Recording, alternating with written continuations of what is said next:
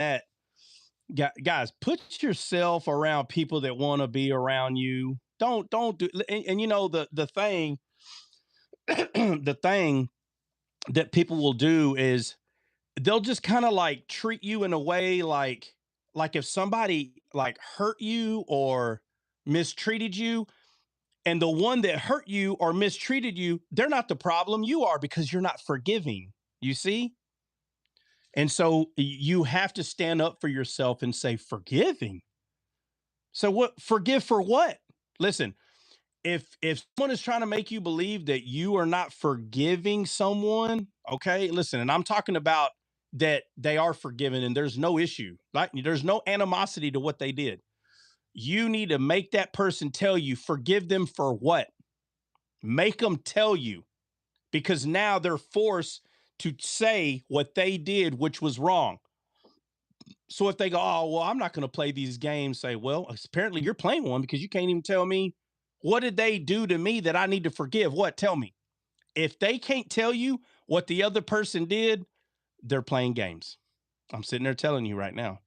But if they tell you, say, oh, well, you know, whenever he stole your cup, your beautiful orange cup that was in your house, he stole your orange cup, is your favorite cup, and you're still mad at him. you say, you say, it was forgiven the day it happened. I don't know why you're reviving that. Why are you bringing this back up? That's been forgiven.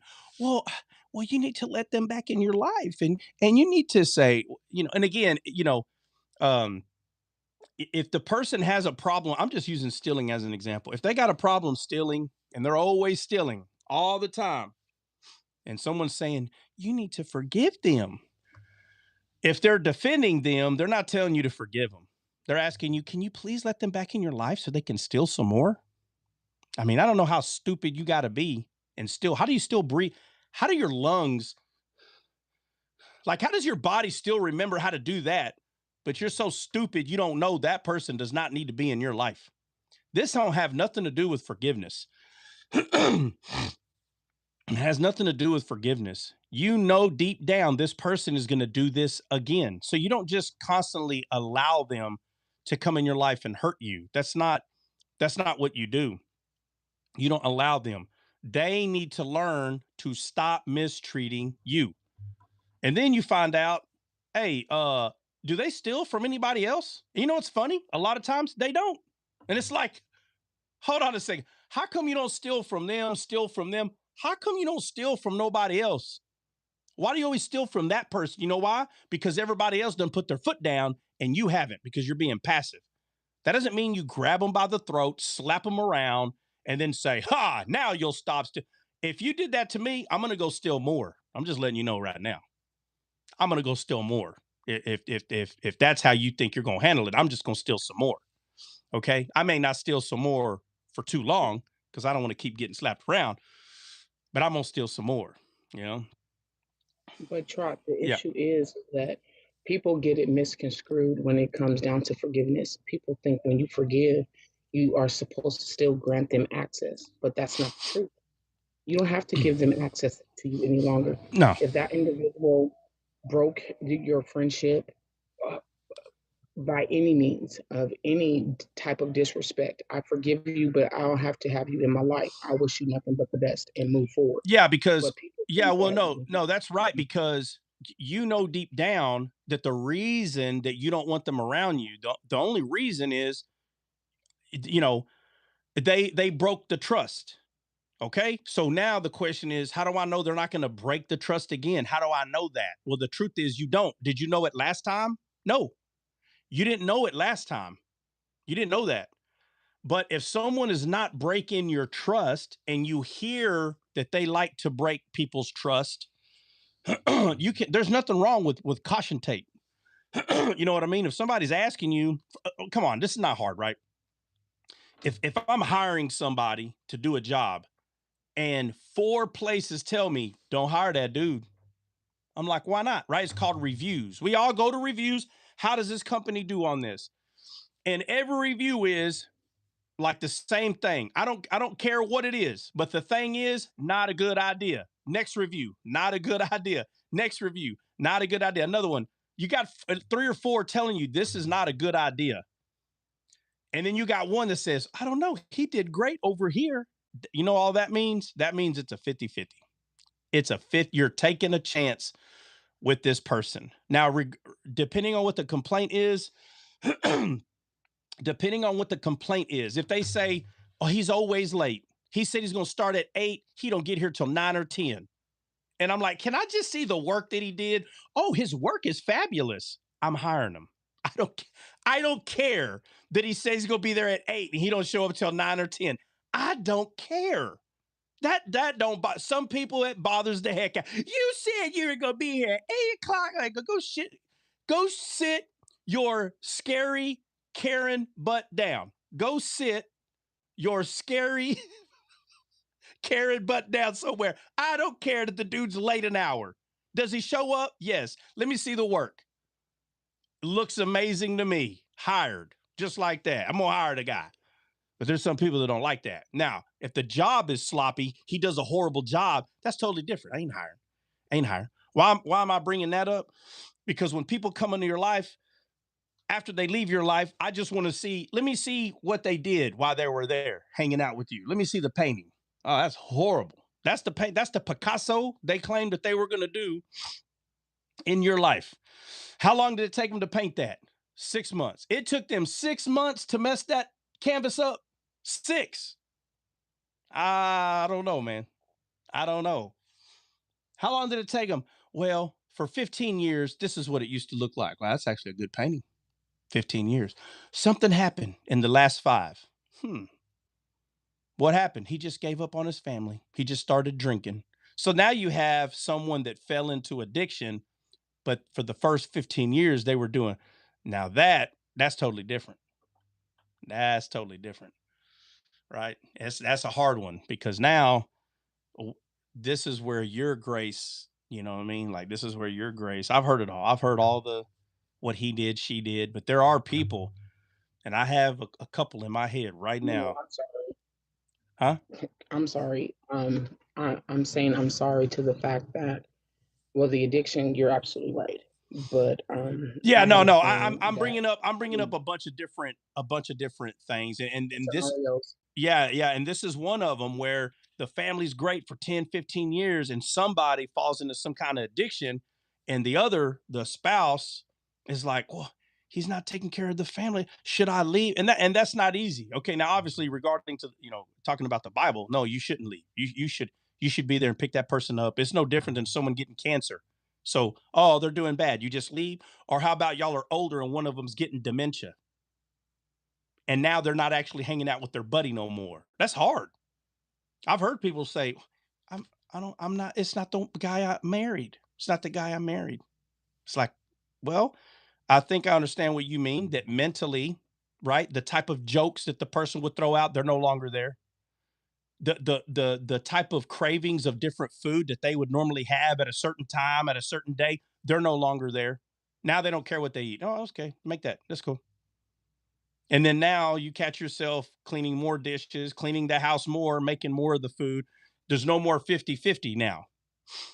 And some people get caught in that 50-50, and the other person, they got a type of dementia or whatever. And it's like now there's no longer fit. I got to pay all the bills. I got it. I. That means it has been you the whole time.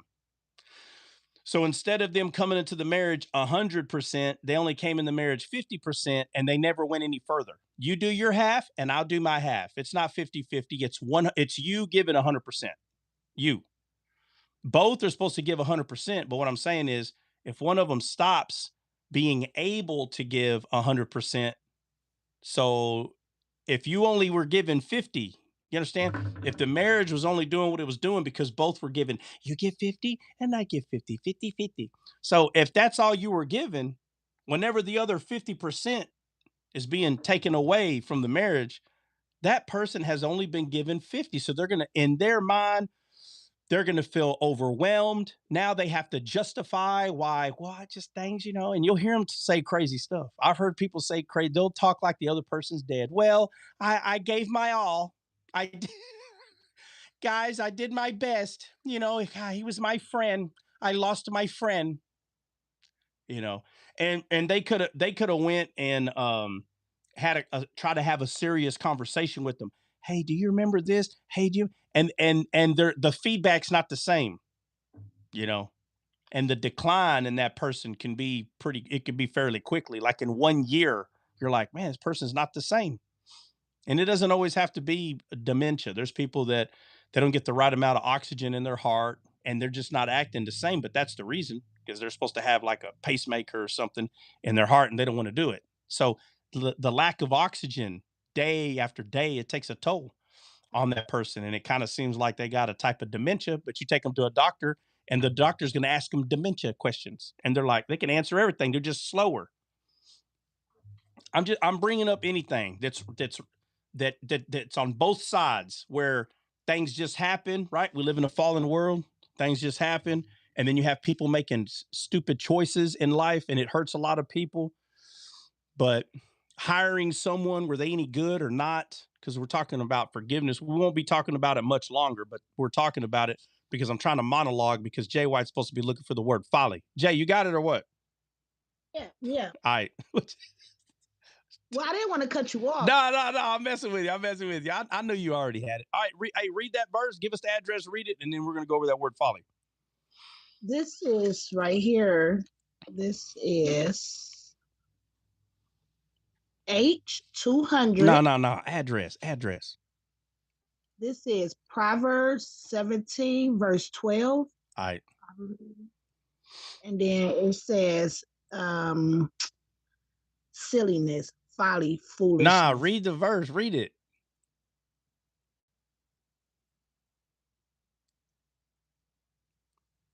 Or not.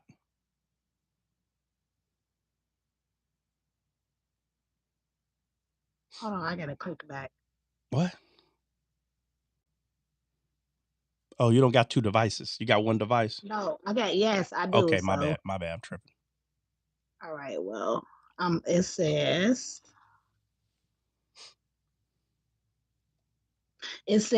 let me a bear. Oh, hold on, wait.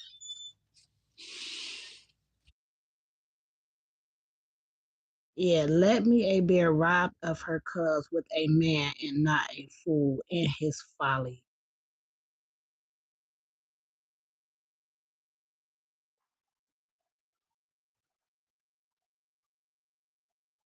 He ain't heard none of that.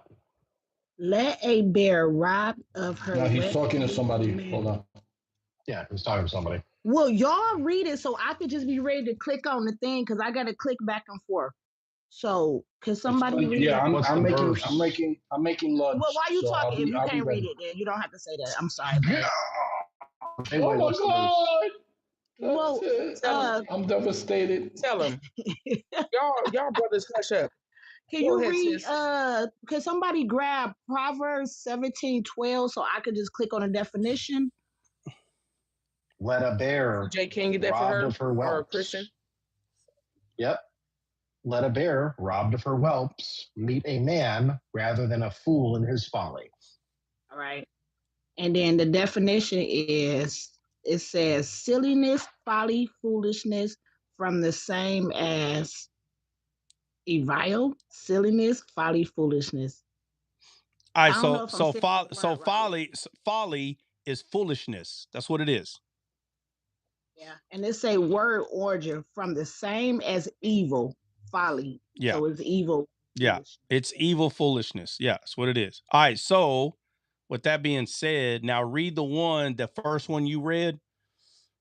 The one, no, the one you're talking about arguing with someone. That one. You talking about the verse? Yeah, the one you said, don't argue with the man in his folly, or you're gonna be just as dumb as him. What's it say? Well, I don't remember where that's at. Hold on, let me. Oh man, dude. I clicked off of it. I just try to find somebody help her out. Somebody help Jay. Tell one of these knuckleheads to help you out right here, man. Like Bill, who just come up here sitting with 8 devices in front of his face. 26. I did not. I told her I'll help her once I finish making my lunch. Once I finish, I'll do it. All right. That's okay. Christian got it. What you say, Christian? Christian got it. It's Proverbs 26, 4-5. Yeah, Christian, can we do it without anybody else catch on? Ecclesiastes, chapter 4, verse 3. 5 times. Everyone's yelling and talking, and Oh, well, that's why. you do it all the time. You do it all the time too. You gonna forgive him? I do not. You gonna forgive him? Are you gonna forgive him, bro? It was forgiven before it even happened. Oh, okay. You sure ain't acting like, oh my God, I got to help Ecclesiastic 4, verse 2. All right, let's go. Read it. Who's got it?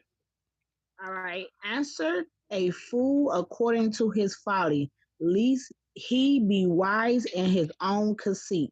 All right, it says, answer a fool according to his folly. Answer a fool according to his foolishness, right? Yeah. Answer a fool according to his foolishness. And what does it say after that?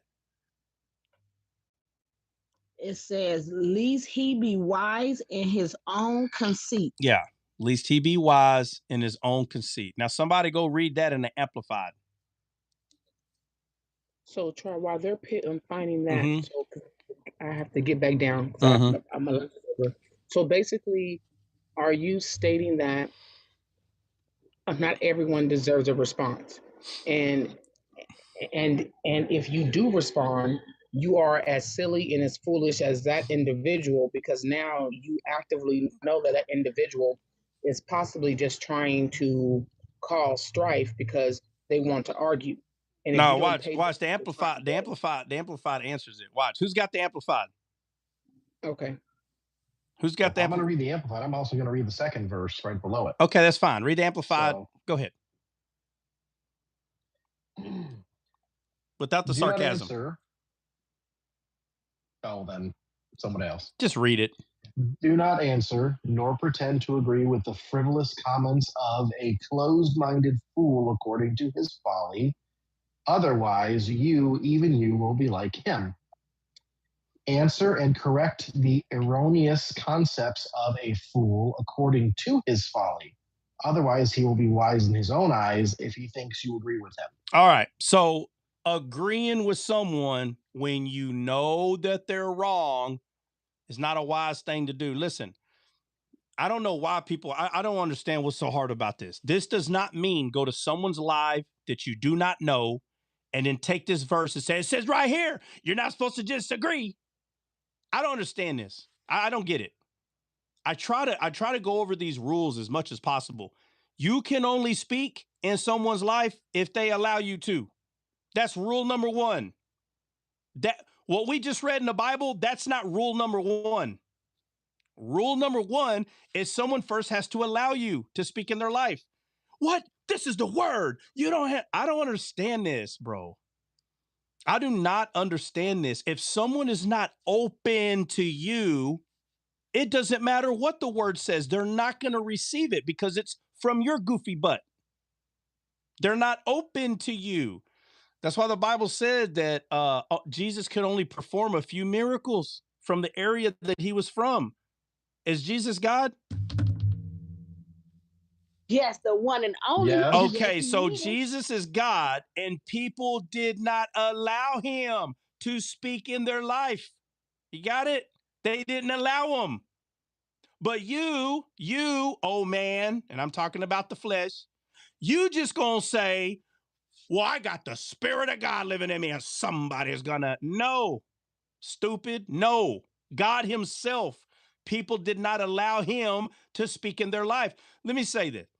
Did he have the words to help someone understand life, Jesus? Did he have the words to help them?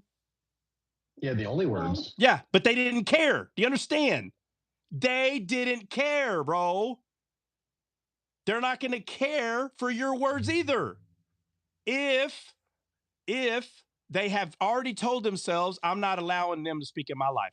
If someone has already said, I'm not allowing them to speak in my life, like half the people on TikTok, oh no, Trump will not speak in my, then die with stupidity. Die like that then, okay? God still loves you. You're saved. But when someone has something to give and someone says, no, I'll learn it from someone else, I hope you find them. I really hope you find them, because if you're hard-headed to one, you might be hard-headed to another. If you're hard-headed to one, you might be hard-headed to another. Jesus had the words that could help people. and they shut him down, bro. Do you understand? They shut him down. Did he have the power to force them to hear? Yeah, he's got the power to do that. Is that what he did? Guys, did Jesus force his truth on people? Did he force it? No. No. No, he didn't. Wolf, I love Wolf to death, but he still don't get it. He still don't get it. He still don't get it. He still don't get it. That's because he's like, well, just disciple me for 30 minutes. That ain't how it works, bro. That ain't how it works. There's a lot more. Your leadership skills suck. You have none. I can name 100 more, but he's the only one that's not going to cry at night about it. But so if somebody is headstrong about whatever, it doesn't matter what it is, and you're like, oh, I know what to tell them. So you tell them. And they're like, well, who you think you are? And you're like, oh, crap, here we go. Nothing, never mind, bro. Now they're mad at you. Who do you think you know everything? And they hate that you do. They hate it. If someone ever tells you, well, that person don't know everything, you need to ask them, how do you know that? If that answer, if that response still ain't clicked in you yourself still ain't getting something. If someone tells you that person doesn't know everything and you still ain't learned, the proper response is, well, how do you know that? Does anybody know why that's the proper response? How do you know that person don't know everything? Because that Because if you person don't will sit have around to them. be the one that's saying that he knows it all. Right, and the other bro. guy don't. Right. So if someone said, well, they don't know everything. Oh, well, how do you know? How do you know that? Well, because not everybody know. No. How do you know that person doesn't know everything? They would have to admit that they know everything, bro. Do you understand? That's why that's the proper. Don't let someone tell you what somebody else knows. But the verse that Jay's bringing up, it's telling you that when you know that somebody is saying something that's not true, okay? And there's going to be a lot of times where people are going to disagree with something that you're saying, but I plenty of times someone has come up to me, that's not true. Oh yeah, why not? And you got to understand, I don't even know them. I don't even know them. I'm not allowing them to speak in my life. But if they're saying is something that I'm saying is not true, and the scenario is always different. But let's say in a certain scenario, they're saying that's not true. Okay, fine. Why not? And they go, well, because of this. And then they tell me the this, whatever the this is. And I'm like, no, that what you just said right there is what's not true. That's not true. Well, show me. All right. So we go through there. It's a 50-50. Someone be like, oh, okay. Well, I thought the Bible was saying this. No. So they came to rebuke, reprove, report. Rebuke, reprove, report. I hate when they do that crap. You know, they're going to rebuke you. And then, okay, but, you're still one of God's. And they're wrong. So their rebuke was wrong. That's when you know that they're not rebuking. They ain't rebuking nothing. They just like to argue. Rebuking somebody is when you know 1,000% that they're saying, like, for instance, Jesus is Michael the Archangel. No. 100% no. I'm going to rebuke that. That's a lie. You don't rebuke that by saying, I rebuke that. That's not a rebuke. The rebuke is, that's a lie. That's the rebuke. Not just saying, I rebuke you. I rebuke you in the name of Jesus. Okay, I'm waiting for the rebuke. Well, I just did. I said rebuke. No, bro. That's not saying the word rebuke is not rebuking. Rebuking is going over what the issue is. Like, hey, that's not right. Jesus is not an angel. Well, he's a messenger. Oh my God. Yes, he's okay then. So he's an angel. Oh my God. No, absolutely not. Well, it says right here. Yeah. And I know why there's a couple of cults that stay right there. He's Michael the Archangel. Yeah. Trust me. Years ago, I was like, why do they think that? And I figured it out. Whoever it was that started that, I don't give a crap who it was, but they stopped studying. If they would have kept studying, they would have saw that that's not what the Bible's trying to say. It's not trying to say that Jesus is Michael the Archangel. That's not what it's trying to say. It looks that way though. So I will say this: they were studying though. I will tell you that I don't care what they say, anybody says, they were studying. I don't know why they stopped, but they did, because that'd be the only way you'd come up to that conclusion. They came up to the part where they understood, angels, the shadows of Christ. Like they started seeing some of this stuff, but they stopped studying. Instead of coming to a conclusion of all that, they go, "Oh, angels are just messengers. Jesus was a messenger." Oh, and they just stopped. That's all. That's all that happened. They stopped studying. They didn't continue to study. But answering a fool in his folly, this is saying not to allow someone. That means passive. Again, this comes back to being passive. Don't be passive. Don't just agree with someone because you're too scared to tell them, that's not right. Then he's going to be wise in his own conceit. You understand? That means you're allowing him to stay ignorant. And now he thinks he's so smart. And you're allowing him, right? JWs. Jesus is he's the archangel. And you don't want to say no. Now, again, if that person doesn't allow you to speak in their life, right? You're on someone's live and someone says that and y'all argue. 9 times out of 10, y'all are arguing. You are not the one to say that. Now you can say, hey, I disagree with that, but you go ahead and continue. Now I don't disagree with that part. If there's a bunch of y'all in the room and that person's kind of making it look like everybody's in agreement, there ain't nothing wrong to speak up and say, hey, I don't agree with that though. No, I know. Okay. I'm not trying to tell you what's right or wrong, but I don't agree with that. I don't want anyone here thinking that I'm agreeing with what you're saying. I don't. That ain't nothing wrong with that. There's nothing wrong with disagreeing, man. Okay? But now, Christian, read it again in the Amplified, and we're gonna go to Isaiah 43. 43:7. Yeah.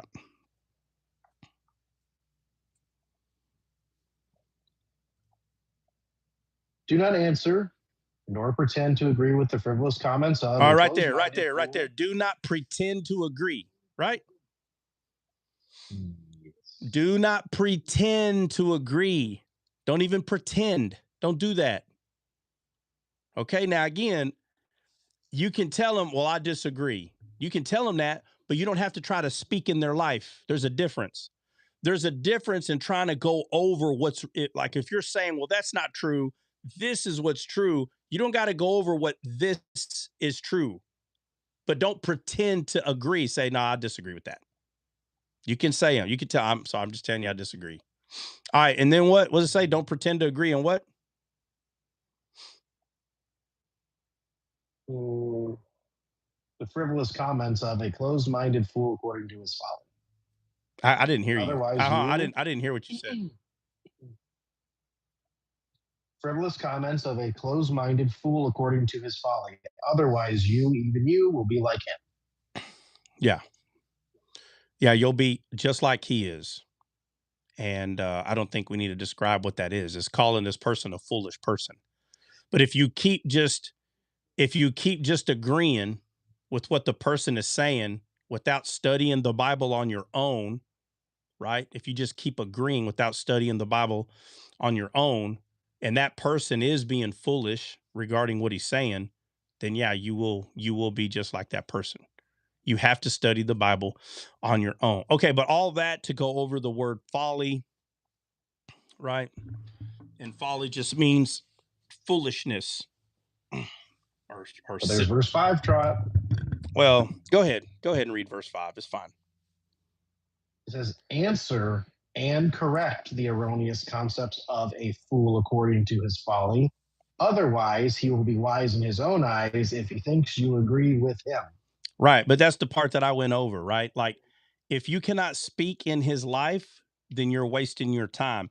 But like, there's always someone that will send me a text or, a DM, and they're like, hey, what do you think about this? And they're like expounding on a scripture. You know what I mean?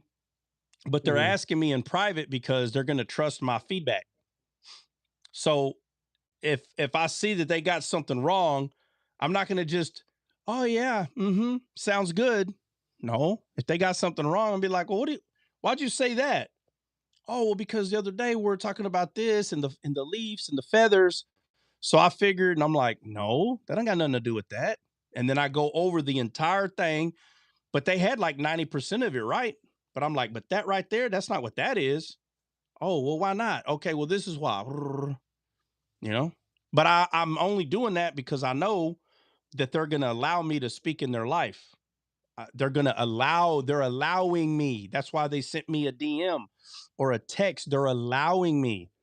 But that's not the same thing as going into a live where you got a bunch of people wearing freaking battle gear shooting at each other. And you walk in there and you think they're going to let you shoot. No, they went in there with their armor on. They're ready to fight. And I ain't talking about spiritually. The Bible says we don't wrestle against flesh and blood, but when you go into those Coliseum lives, that's what they're wrestling with, flesh and blood, all day, every day. Oh, and then Jay White wants to leave right when we're about to go over Isaiah. Uh-oh, she must have had an incident. Let me see. All right, let me go.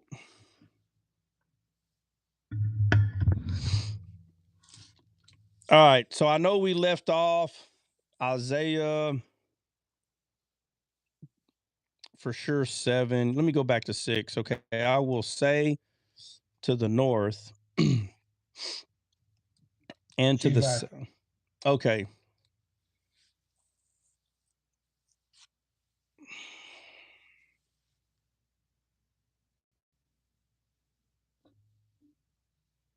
And when you pray, do not be like the hypocrites, for they love to pray standing in the synagogues, in the street corners. That's right. Hypocrites love to pray. That's why I pray before and after. If you have to learn how to pray and you ain't never heard someone pray, if I have to go through there, I will. But I pray before the live and after the live. I do it myself. I don't need anybody else to pray. I love that. I love that story. What story? With the two in the synagogue praying, and he goes, "Thank God I'm not like this guy here." Hey, bro, I mean, yeah, bro. He's like, oh my God, thank God I'm not like this guy. It's like, bro, you don't even got compassion for people, bro. Like, oh wow, his life sucks. Thank God I'm not like him. Like, okay.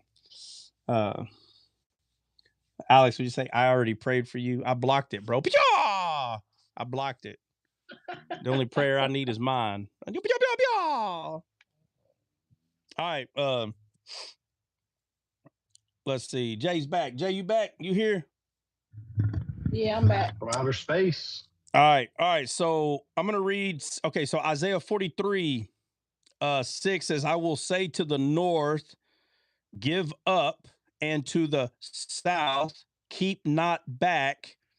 Okay, why would the north be told give up? I wasn't gonna go. I'm not gonna go over it, but I will ask these questions.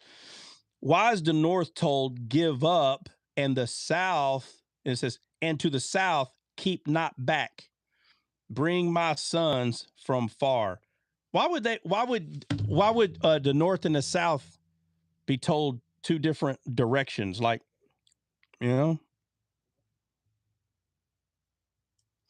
nobody.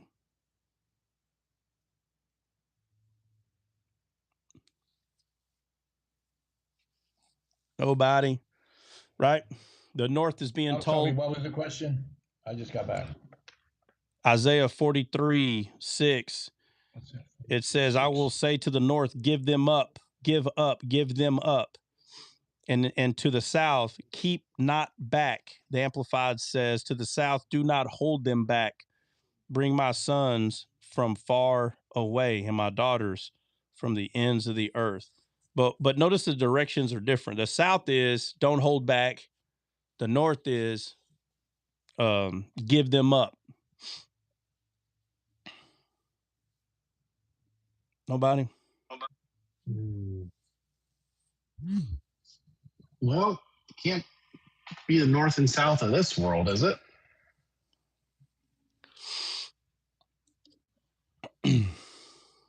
Well, let's find out, Christian.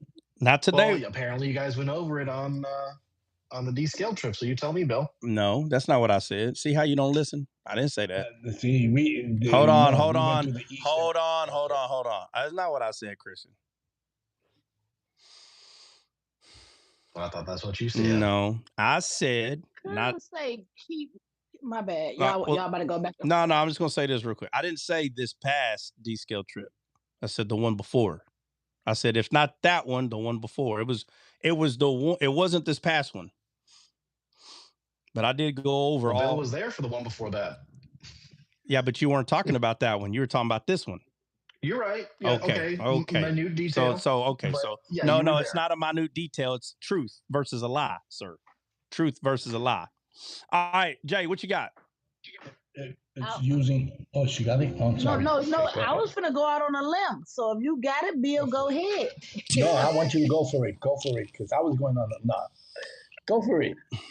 All right. So when it says bring back. Wait, what was you at? Yeah. 6. Give up, and to the south bring not back. Bring my sons from afar. This is releasing somebody from bondage. What is? The south. So what's the north then, if that's true? If that's what you're saying. The north, I will say to the north, give up.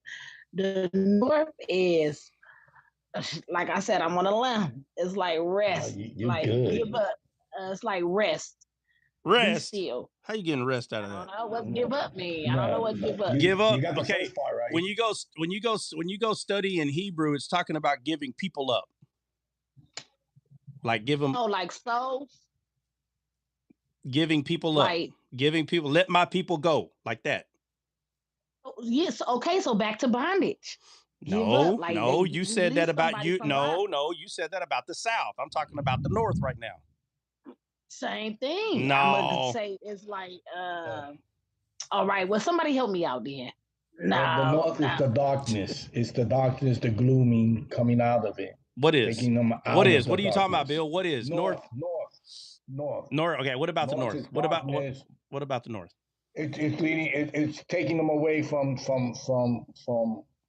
the darkness, because it says, I will say to the north, give up, and to the south, keep not back.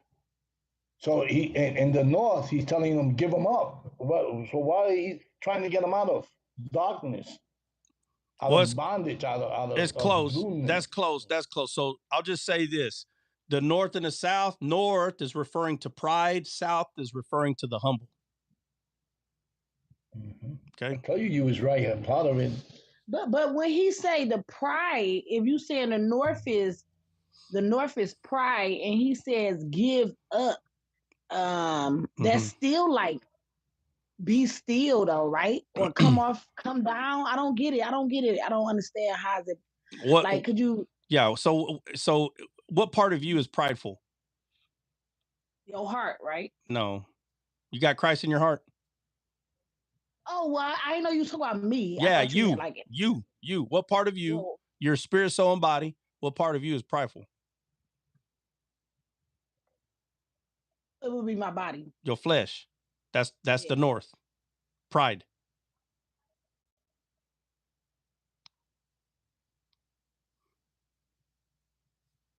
I'm chewing. Mm-hmm. In the story of Nebuchadnezzar, there's a big tree, remember? And what that tree represent? It's pride. Pride.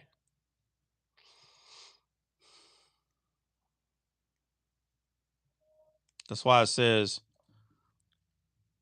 in the Amplified, it says 6, I will say to the North, give them up. You understand? Let my people go. Give them up. Just kind of picture Pharaoh not letting the slaves go. And God saying, nah, give them up. You understand? Give them up. Yeah, I can see that. All right. And then the South, it says, I will say to the South, where the heck am I at? Keep not back. The Amplified says, do not hold them back. keep not back. Do not hold them back. Like let them come, but not in the sense of pride holding them back. Kind of like telling your captain, hey, let all the fighters go forward. We're about to fight. Kind of like that. Bro, what about what I said in the comments? I said the sea and death, because obviously the sea is like verbatim for like the man or humankind, right? Okay, so let's start off with north and south, bro, and just tell me what you're saying about each one of them. Yeah, so I see the north as everything that's above the earth, like walking on the earth. So physicality, as you said, the flesh. And south, it would be like everything that's under the earth. So everyone that was in either like the saints that rose up when Jesus went to preach. Well, north in the way that you're doing it, north would be the sea. Yeah, the sea or men. That'd be the north. Hold on a second. I looked up the word on the south, right? And it's H8486. And when you go to the biblical use, it says south, southward whatsoever, right? Southern quarter, south wind, south quarter towards the south. So it's talking about, just the location. But then when you go to the Strong's definition, it says strong definition. It goes from it deviate from H3225, the south, as being of the right hand of a person facing the cast, or facing. Look what it's saying, facing the east. And we know what's east, right? Wait, read the one for the south again for me, Bill. Yeah, the strongest definition, right? The outline of biblical usage, it's H8486, but that's just location, direction.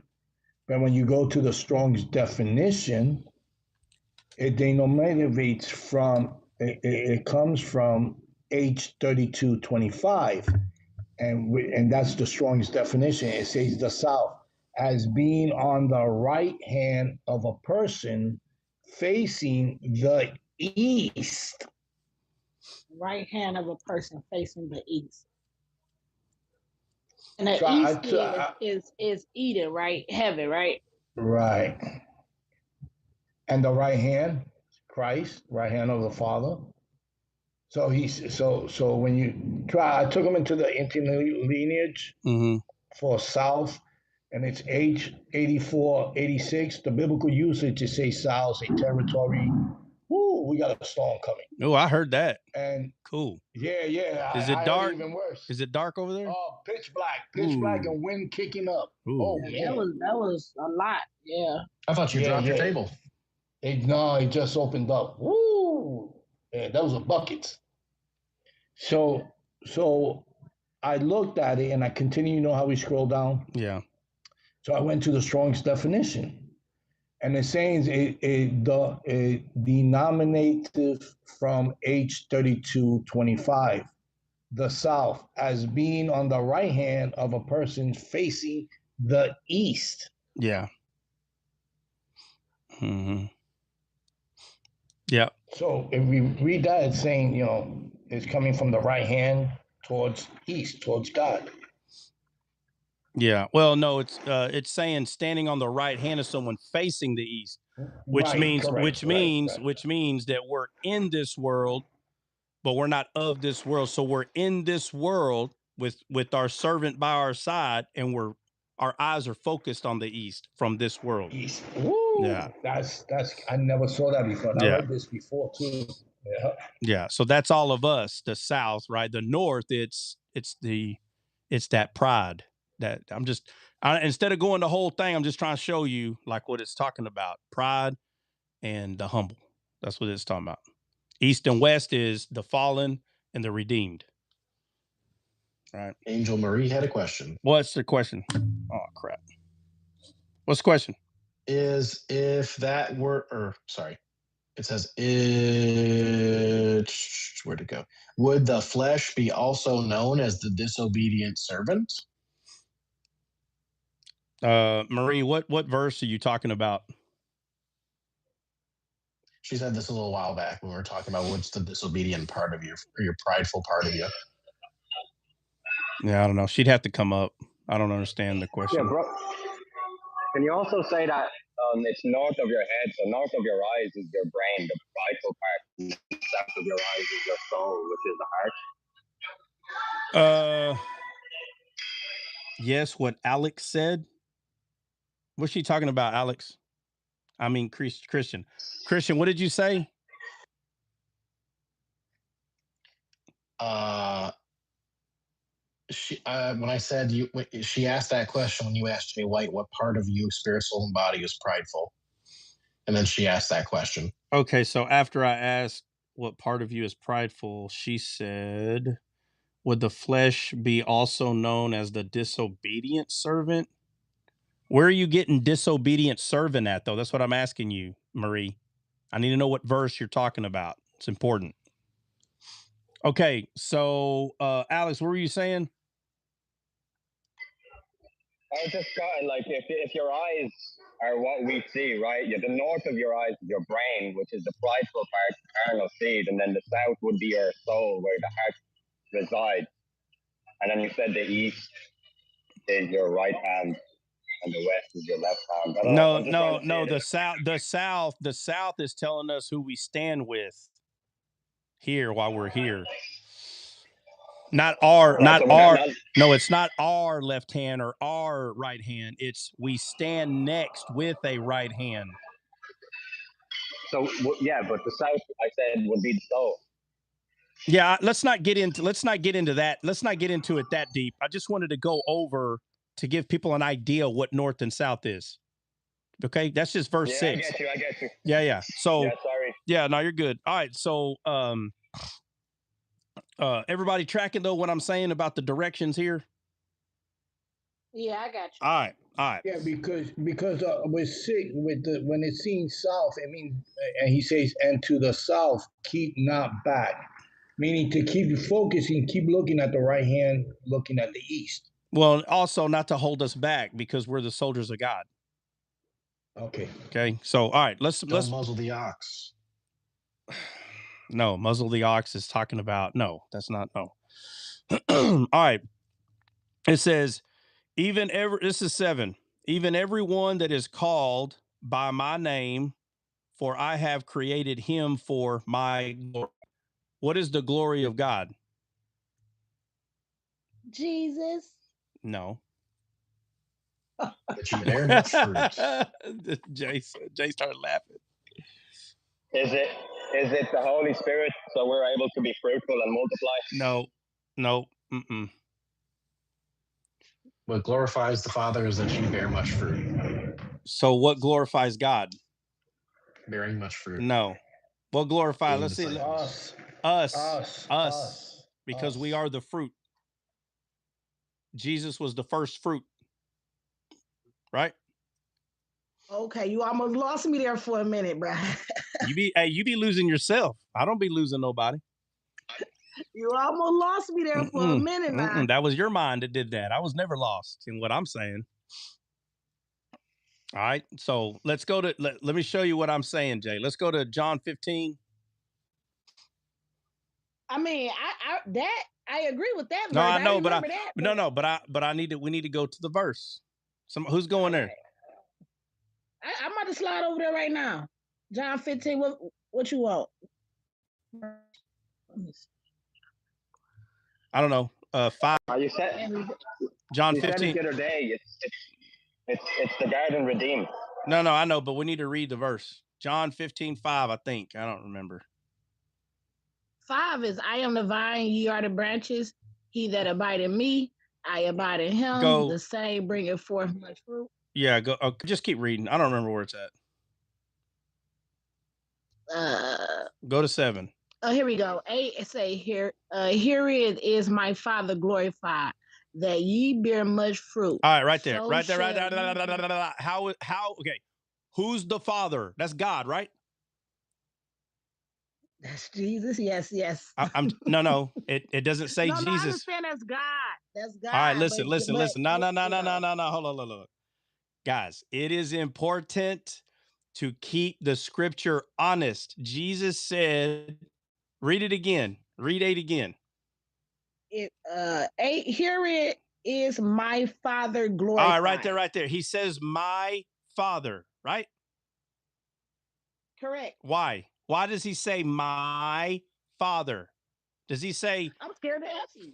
Does he say, this is how I and myself is glorified? Is that what he said? No, it No. don't say that. So why does he say my Father? Why does he say that?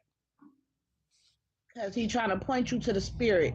Because he's showing a distinction. That's why. We are spirit, soul, and body. Is there a distinction between them three? Yeah. There is. And all Jesus is doing is showing that there is a distinction between him and the Father. Because there is. When people take away a distinction, now we're lying. There is a distinction. But for the Trinitarians, right, the ones that say that the distinction is Father, Son, Holy Spirit, now those words are distinction in the Bible. Father, Son, Holy Spirit. Are those words the same words? Is Father and Son the same word? No. Jay? No. Nope.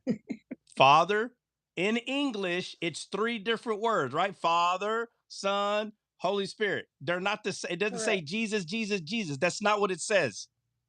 So the Trinitarians get mad because when someone understands like what the Bible is saying in the sense of having revelation on what the Bible is actually saying, they get mad because they're so focused on trying to keep the words the same as much as possible. There's nothing wrong with trying to keep the integrity of the word. The worst thing we can do is start lying to people and say that the integrity of the word is not important. It is. Titles are important in the Bible. They're important so people can learn. So he says, this is how my Father is glorified. Distinction. An Islamic believer would say, see, how could Jesus be God? Look, him, God, right? As an Islamic believer would do, right? Is that how they talk? That's how they do it. That's how they do it because they don't. They're like, listen what you say. How could 3 be 1, 1 be 3? Look, Father, him. Who's he pray to? Who? Huh? Who's he pray to? Someone up there, him down here. That's how they act, bro. They lose their mind because it's kind of like if I'm standing in front of your house and you have 2 vehicles out there and Jay White is in the house and I'm looking at 2 vehicles and there's only one of you in the house, who's going to drive the other car? And you're like, well, I'm going to drive the other car. No, you're going to be in one car. Who's going to be in the other? Like, it's the level of simplicity that how they approach the Bible is like that. Like, to us, it's like, how do you not know that I can get out of my house and I can go in either one of them? And I'm not using that to describe molds like Jesus, that's modalism. That's not what I'm describing, but I'm trying to show the level of the way they're attacking the Bible against a Christian. They do it in a way that it makes no sense that you would be driving both cars. And we know, well, yeah, but I can get into either one. And so that, bro, just, oh, man, the mindset is just completely different. The way that they come across the Bible, it's just so different. But again, that's why we have 2 different gods. Their God helps them understand physical things. Our God helps us understand spiritual things. Different God. Y'all be careful arguing with Islamic believers. We don't have the same God. 2 different gods. And if you can't tell them that, you're a coward. I don't know why you would argue for 10 hours that we have different gods. Now, well, the Catechism says that it's the same. Huh? The Catechism of the Catholic Church says they're one with us in the same faith. So, well, I mean, that denomination can say whatever they want, but there's there's denominations that say if you're not water baptized, you're going to hell. There's denominations that say if you don't speak in tongues, you're going to hell. There's denominations that say, you know, a lot of things, right? And they're very dogmatic about the way they view what they view, right? So, you know, where are we at, man? I'm over here getting off. I don't know if you want to go back to John or do you Yeah, want to yeah, go John, back to no, John. Okay, so we are the glory. Okay, go back to 8. Start over with 8. Herein is my Father glorified, that ye bear much fruit. Watch that, watch that. So, okay, so how is his Father glorified? What does it say? Is that ye bear much fruit. Who bears much fruit? Who? The disciples. Yeah. Because we're all branches, right? Branches.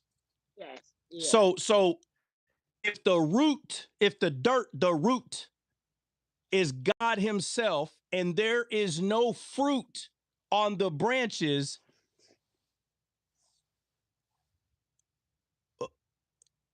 does the main vine, Jesus said, I'm the vine, ye are the branch. So if the branches have no fruit, how is the vine glorified? How is the seed that was put in that ground, how is it glorified? It's not, is it? It's not. It's not. So what is Paul called woman's hair? Their glory. Go to the verse.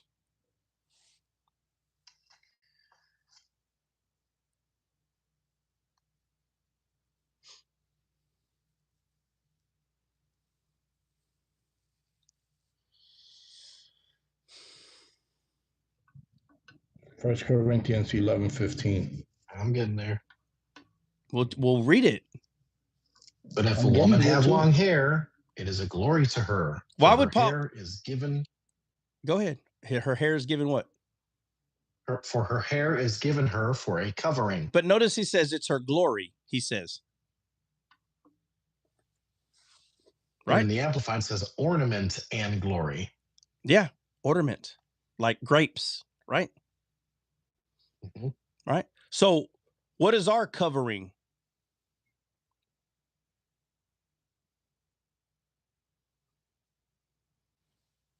Christ. Christ is our covering. And Christ is the first fruit, right? Yes, sir. So he's the first fruit off our naked branch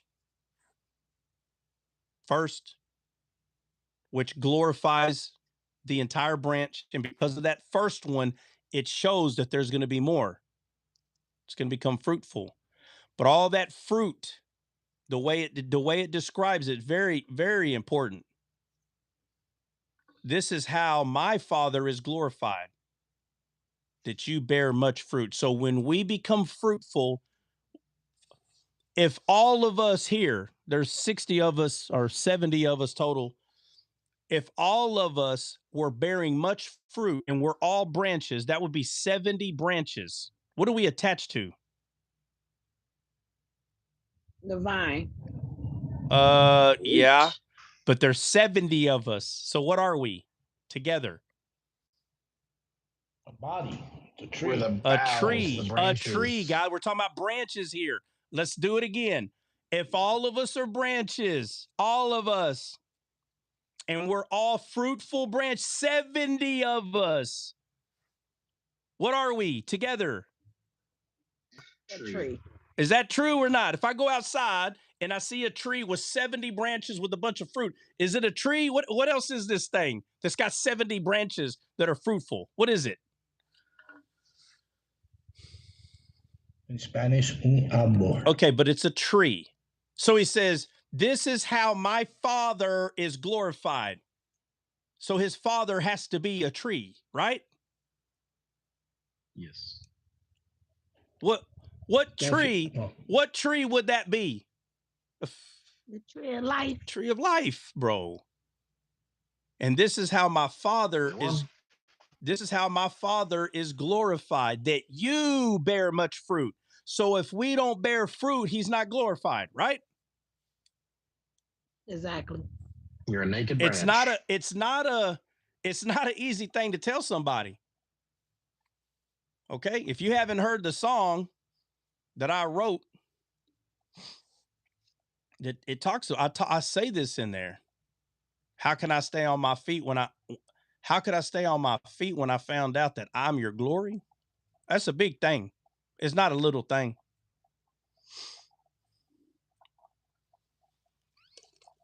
It's the song Reclaimed. I'm talking all about this right here in that song because it's a hard thing to hear. So if we are not fruitful, God is not glorified. You're telling me that you're telling me that just makes sense. That 100%. Oh yeah, that makes sense. That makes sense. That if you're not fruitful, God is not glorified. That makes sense. Could I read John 15 real quick, 1 and 2? Okay. He says, I am the true vine, and my Father is the gardener. He cuts off every branch in me that bears no fruit, while every branch that does bear fruit, he prunes so that it will be even more fruitful. Yeah. So. So Trot, you said he's the first fruit on that branch. He's the first grape on the branch, or whatever you want to say. On the tree. He's the first fruit. But like somebody who's a Christian, they have at least one fruit because of him. Yeah, because he's the first because fruit. They believe in him. Because he's the first fruit. So well, that answers that whole question. I've been waiting for 4 weeks. Yeah, but you become, but no, the tree already has a fruit. You become grafted into that tree. You do. So that becomes the fruit of you now because you're grafted into the tree. Your branch don't have a grape on it yet. Yeah, until you're grafted in. No, the tree itself has the first fruit. You are naked. Yes. You are naked. There's no fruit. And then you get. So then what about? Hold on a second. Sorry. And then you get grafted in. So the day you got grafted in, you pop the grape out? I mean, no, which is what I thought. Always. No, because you become part of the tree that already has the first fruit, bro. Right. So what about people who are born again who don't bear fruit? What about it? Well, Bill just said the naked branch, or somebody said, I don't know if it was Bill, naked branch gets cut off, thrown in the fire. Okay. Yeah. It didn't say thrown in the fire. Yeah, you're like mixing, bro. You're mixing. Hold on a second. You're mixing like 10 different things. Why don't you just go over what Bill said, bro? I am the true vine. I am the true vine. And my Father is the gardener. He cuts off every branch in me that bears no fruit, while every branch that does bear fruit, he prunes so that it will be even more fruitful. Right. That's the NIV. Forgive me for. It's all right. When was the first time that branches were cut off? Christian. Israel. No. When was the first time branches were cut off? Christian. Oh, sorry. Adam and Eve. Adam and Eve. Were they fruitful and multiply? Nope. So he removed them, right? Sure did. That's what it says. Read it again, Bill. Those that bear no fruit, what does it say? And he cuts off every branch in me that bears no fruit, while every branch that does bear fruit, he prunes. No, go to the one that says the ones that don't bear fruit, he taketh away. Go to that one. Yeah. He cuts off every branch. What verse is that? That's John 15, 1 and verse. No. What verse says he taketh away? What verse says that? 2. That should be verse 2. All right, just read verse 2 then. He cuts off every branch in me that bears no fruit. No, bro, never mind. I'll find it. You know what? Let me go to it. Taketh away. That phrase is what I'm looking for. Every branch in me that beareth not fruit, he taketh away. Verse 2. What are you reading, Bill? He's reading the non-inspired version. NIV. Because it popped up. All right. Okay. My bad. Sorry. Y'all know how I am with having memorized a bunch of different translations. He's such a pickler. No, I just I know. My bad. All right. So just remember, guys, when you study a bunch of translations, for me, okay, I I forget which one says what, and my bad. All right, okay, that's my fault. Okay, but either way, but he takes it away, and so the NIV says he cuts it off, right? Right. Okay. King James version says he taketh away. Adam and Eve were taken away.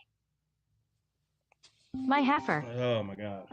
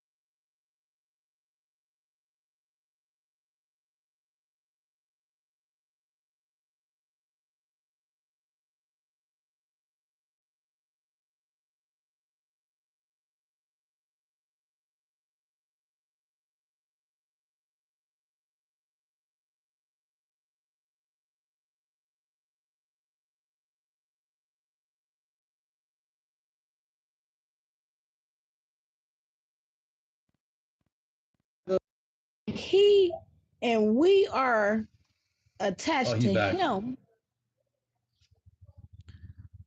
Well, he ain't got his headphones on. Don't cut me No, off guys, there. y'all go Now, ahead. Y'all go ahead. You know, he looking for some smoke today. I forgot what I was about to say. I don't even dang. About the branches, how if we were already in him, if it says that every branch in me that bears not a fruit, so that means they were already in him. How they cut off? How did they get in? How is that? Yes. So if it says in me, the only way this branch could have got in him is by faith, right? So but that would, if he is the first fruits and we are grafted into him, that means he is our first fruit. No? Well, it reminds me of that verse that says, those that said, no, that doesn't go with that. No, I almost made a boo-boo there. All right, where we at? Where we at? Where we at? Where we at? Where we at? We on Jay's verse got a 2. good question. We never left verse 2. Okay, I'm sorry, guys. Okay, go ahead. What are you saying, Jay? My bad. I'm saying that in verse 2, it says, every branch in me that beareth not fruit, he taketh away. Right. But I'm saying the only way you could have got in him is by him. Right. Correct? Mm-hmm. Right. So if it takes faith to get you attached to this branch with first fruits, isn't he, because he is the first fruit and we are attached to him, that would make him our first fruits because we are attached to the what you call it, the vine, the tree. Right. Yep. All that's right. So what about it? How can we beareth not fruit if he is our first fruit? Because faith without works is dead. That's why. So the faith that got you in there. Well, hold on. So watch this. You're standing before a tree, right?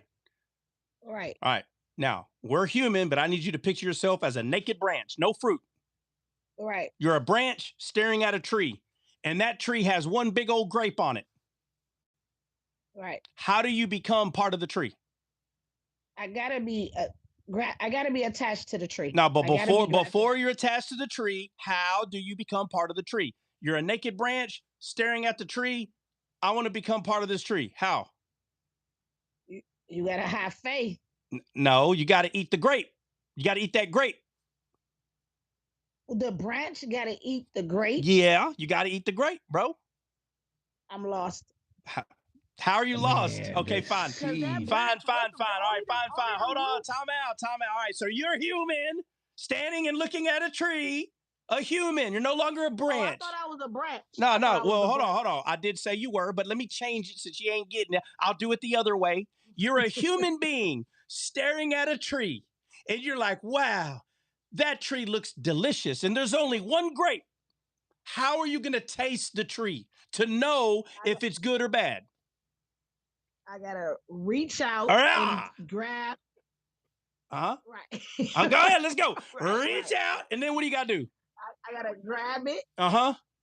Grab it. I gotta eat it. I I got to gotta eat it. consume it. Right? Okay. Yeah, because Jesus said, if you do not eat of my flesh, you will never have everlasting life, right? I'm with you. All right, Right. so now Right. we take a bite. Delicious. Now you become part of the tree. Yes or no? No, not because you took a bite of the tree. You don't become part of the branch because you took a bite. No, I'm not saying. I'm not saying you just because you took a bite of, just because you ate this fruit. Mm-hmm. Now you and the tree are one. No, Okay. I'm not saying You're that. not one. Then how do you become one with the tree then? Because the tree's only got one grape and you standing there. How do you become one with that tree?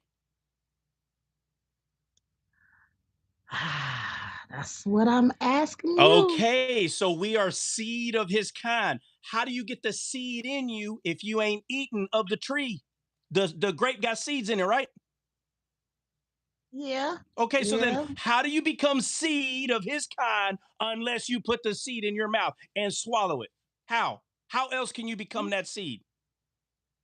All right. So you become a part of the tree by eating the fruit of Yep. the tree. Yep. And if you don't eat it, you ain't part of it's that simple. You either eat it or don't eat it. Period. There is Eating no is other way. believing. That's right. There is no other way. So once you've eaten from it, Mm-hmm. you have to eat from it continuously. Well, hold on. Before we get into anything else, do you become the same seed after you eat it? Yes or no? We ain't going no further. This is where y'all make a mistake. Yes or no? When you eat that fruit, do you become part of the tree? Yes or no? Well, since it's in you, in that sense, by you eating of it, yes, it Okay, becomes a so part of now we you. part of the tree. Okay, so now that we've been grafted in, what's your question now? We're No, grafted. this has been the question from the beginning. It Mm-hmm. says every branch in me. In That me. means this branch has already partaken of the fruit That's right. because it's in him. Yes, And it says yes. that beareth not fruit. So if the branch is in him, Uh-huh. it's still a Hold on. possibility How did the branch become part of him? How? by eating By from him. eating. Okay, so now we ate. We part of the tree. Okay, I'm tracking. Keep going. Now what? And it says in me that beareth not fruit, That's right. he take it All away. right, so now you're part of the tree because of faith, right? Right. Okay. But now what are you supposed to do? Once you become part of the tree, what are you supposed to do? You gotta bear fruit or you're gonna be taken How? away. How? Give me better verbiage. Give me different words. How do you bear fruit, branch? Uh by preaching the word. I Nope. mean by No, you're close, but no. I'm looking for the most correct answer. It ain't by preaching the word. Making you disciples. bear fruit. Making disciples. Oh, making disciples. That's All right. right. Because you were a disciple, right? Right. All right. Right. So now you, branch, have to make disciples. And disciples are learners, which means disciples. Oh my God. Get out of here. All right. So you now got to make disciples, which means that's bearing fruit. That's you being fruitful. So if you don't make disciples, clip. Get it or no? Yeah. Yep, I So get it. so arguing on TikTok is not making disciples, my friend.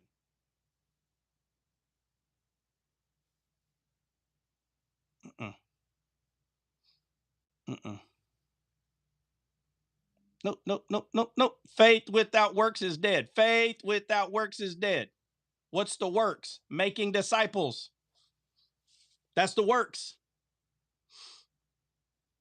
Just as you were discipled, you make disciples. Just as you became seed of his kind, you have to make others become seed of his kind.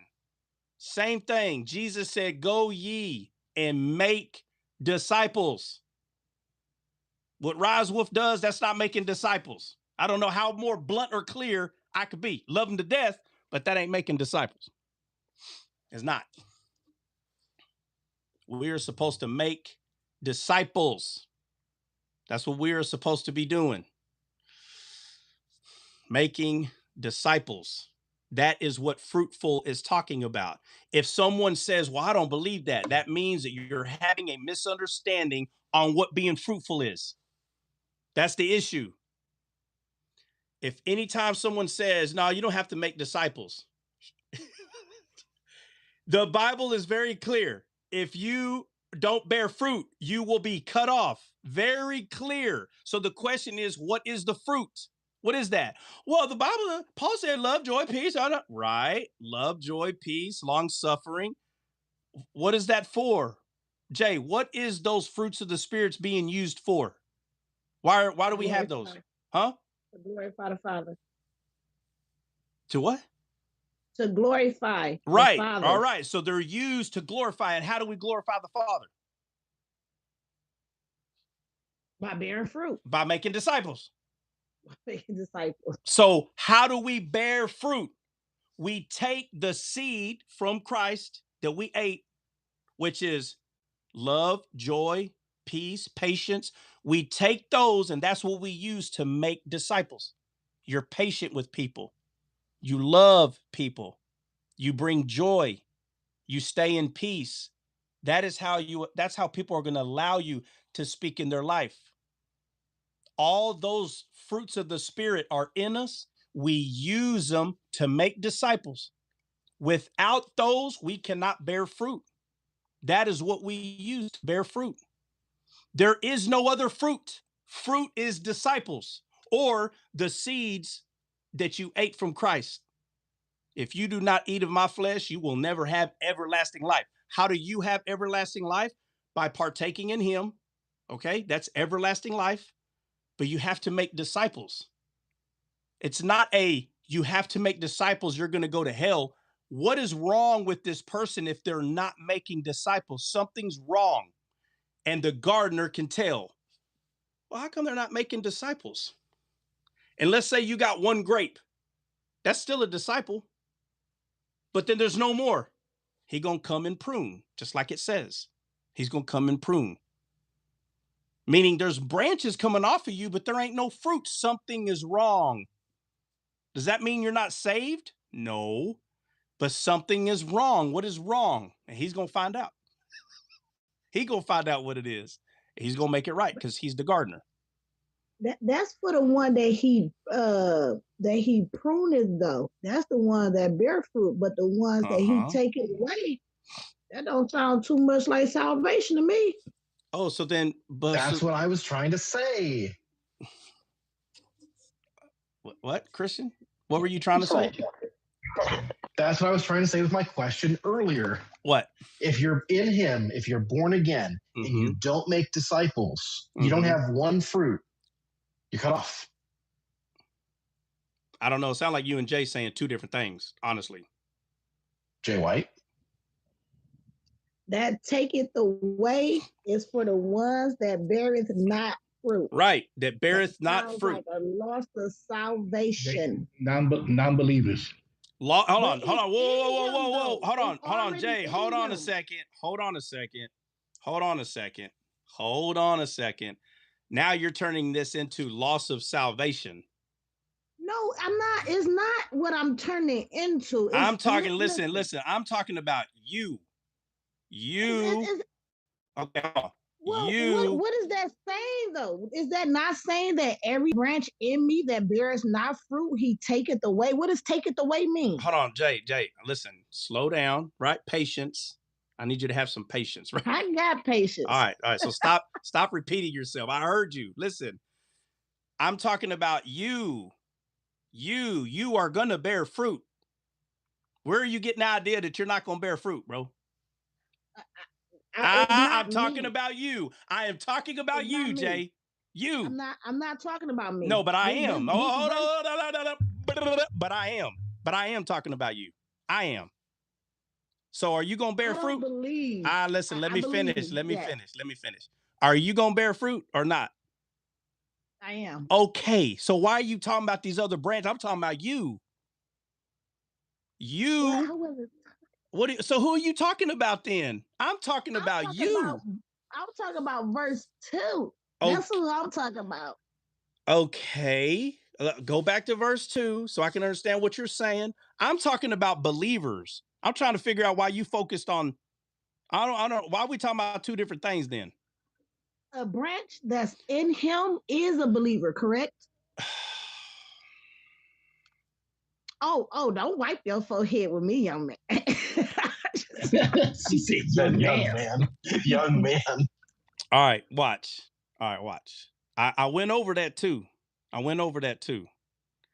Adam and Eve, listen, did they eat from the tree of life? No. No. So did they receive God as their Lord and Savior? Did they receive him as king and captain? No. No. And they were taken away. This is not an easy thing to tell somebody. Nobody will ever, a lot of people, they will never accept this.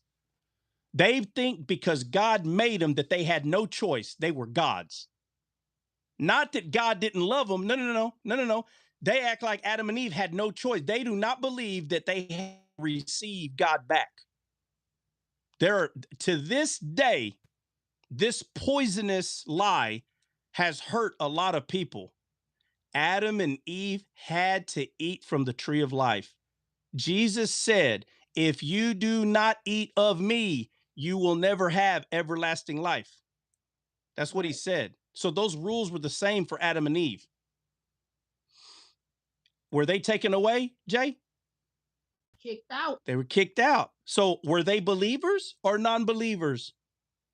I'm going to say they was non-believers. I'm sorry, bro. They believed. weren't, bro. They weren't.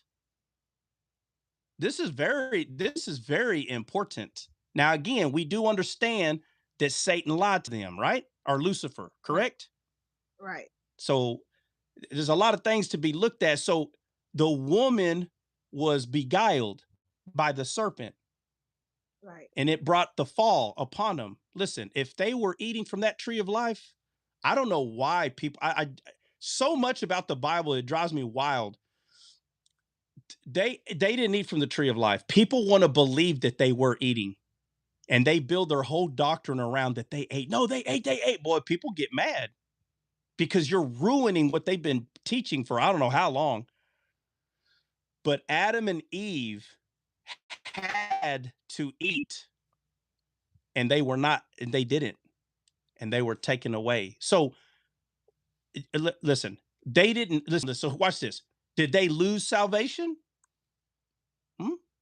Just kicked out the garden. All right, bro. Come on, bro. The garden is salvation. That's what that is. Right. So they lost it or they never. Unknown caller. So did they lose it or they never had it? This is a hard pill to swallow. Listen, God made Adam, period, the end. But the idea for anyone to make me believe that Adam did not have to choose God, that's a problem. He did not make robot. Adam was not a robot. He had to choose him. So the answer that Christian gave, Adam and Eve were the first branches to be taken away. We get to Israel, the natural branches. What's that word natural mean, Jay? To be of his kind. I don't But know. no, natural meaning they're already part of the branch, or tree. They're already on there. Right. So they didn't have to partake in Christ to be part. They were already part. But they didn't bear fruit because they didn't receive the Messiah. So they were cut off. You understand? Yeah, I understand. Okay. So now the Gentiles, we're not on there. But anyone that becomes part will become fruitful through the first fruit. So You're talking about Adam and Eve and Israel that were cut off. I'm not talking about them. I'm talking about you.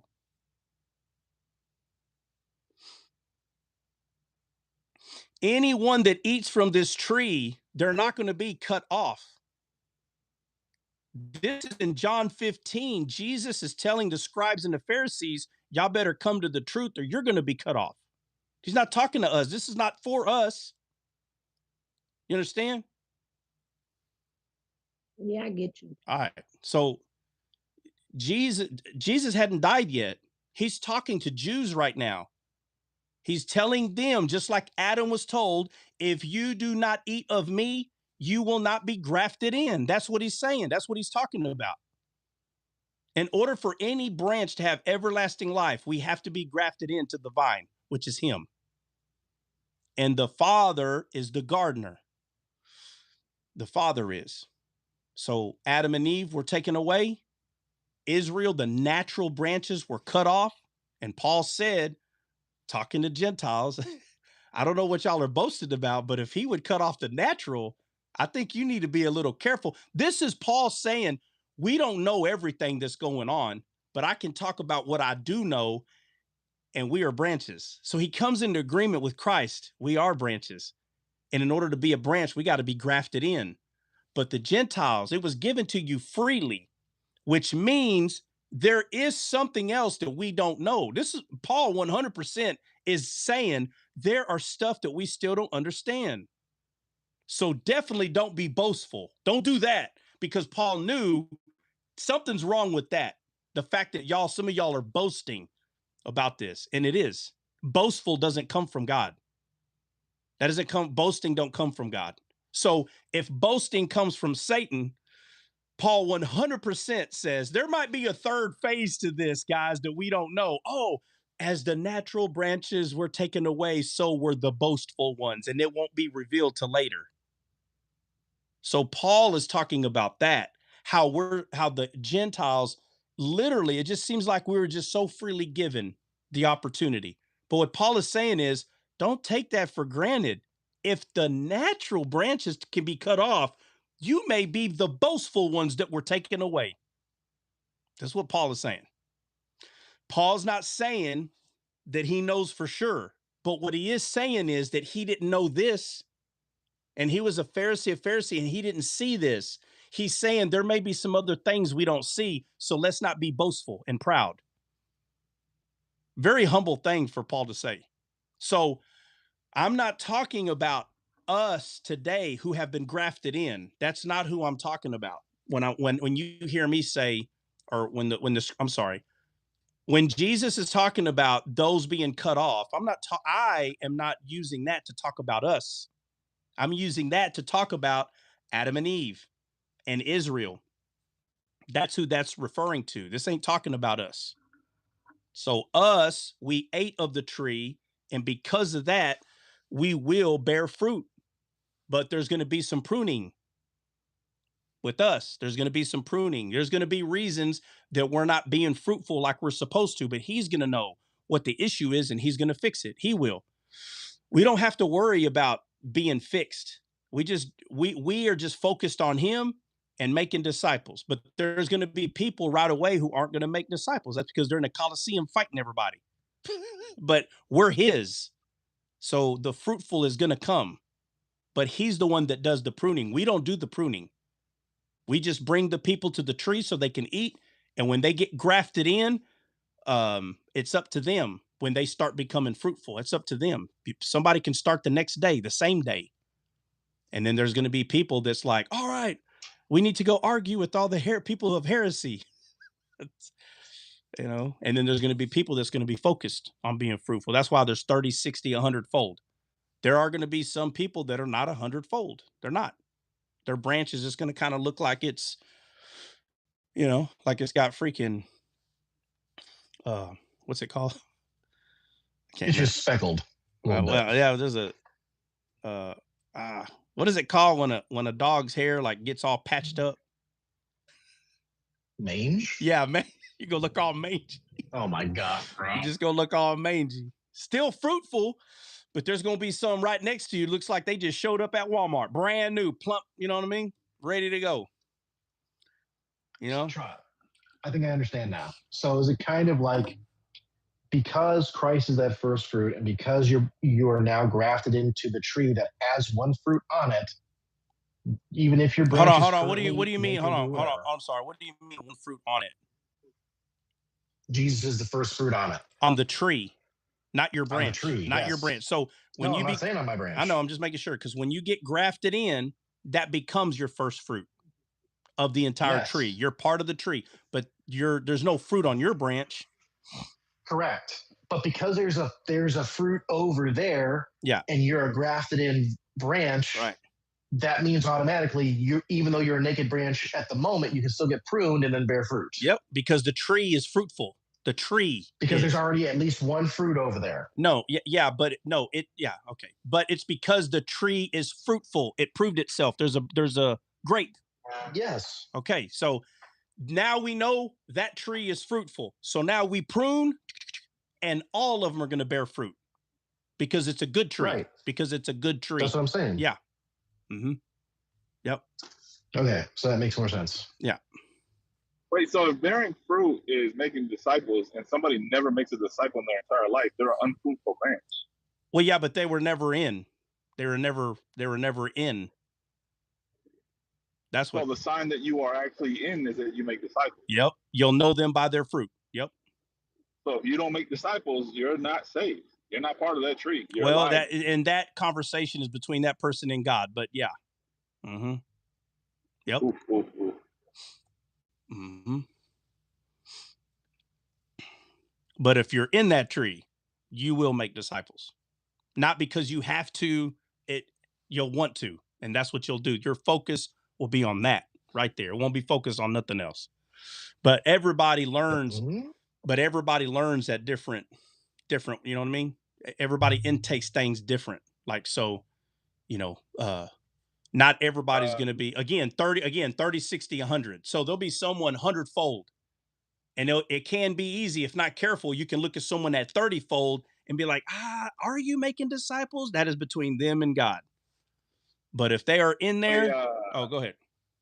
My bad. I was going to say, that's a Catholic exception.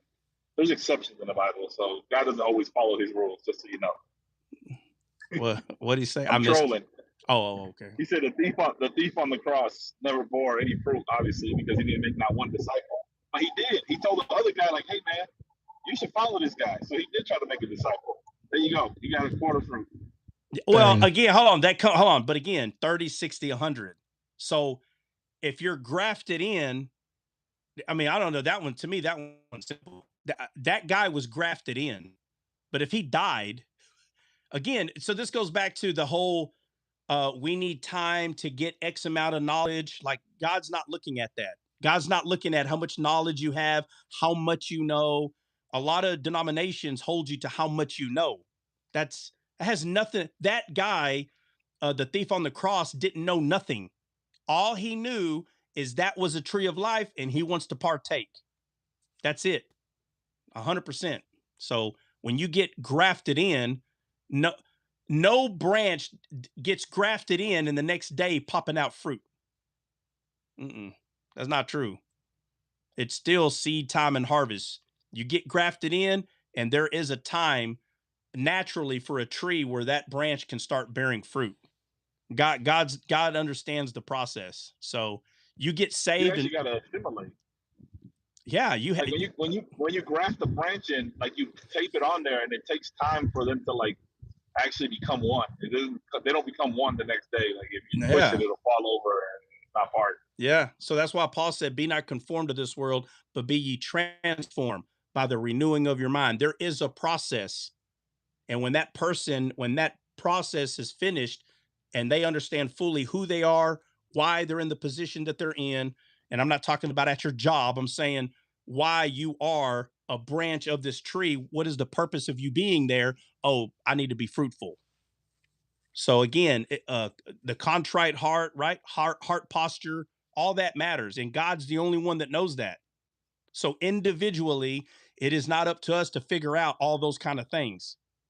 That's why when Peter was asking about John, he said, why are you worried about me? Go feed my sheep.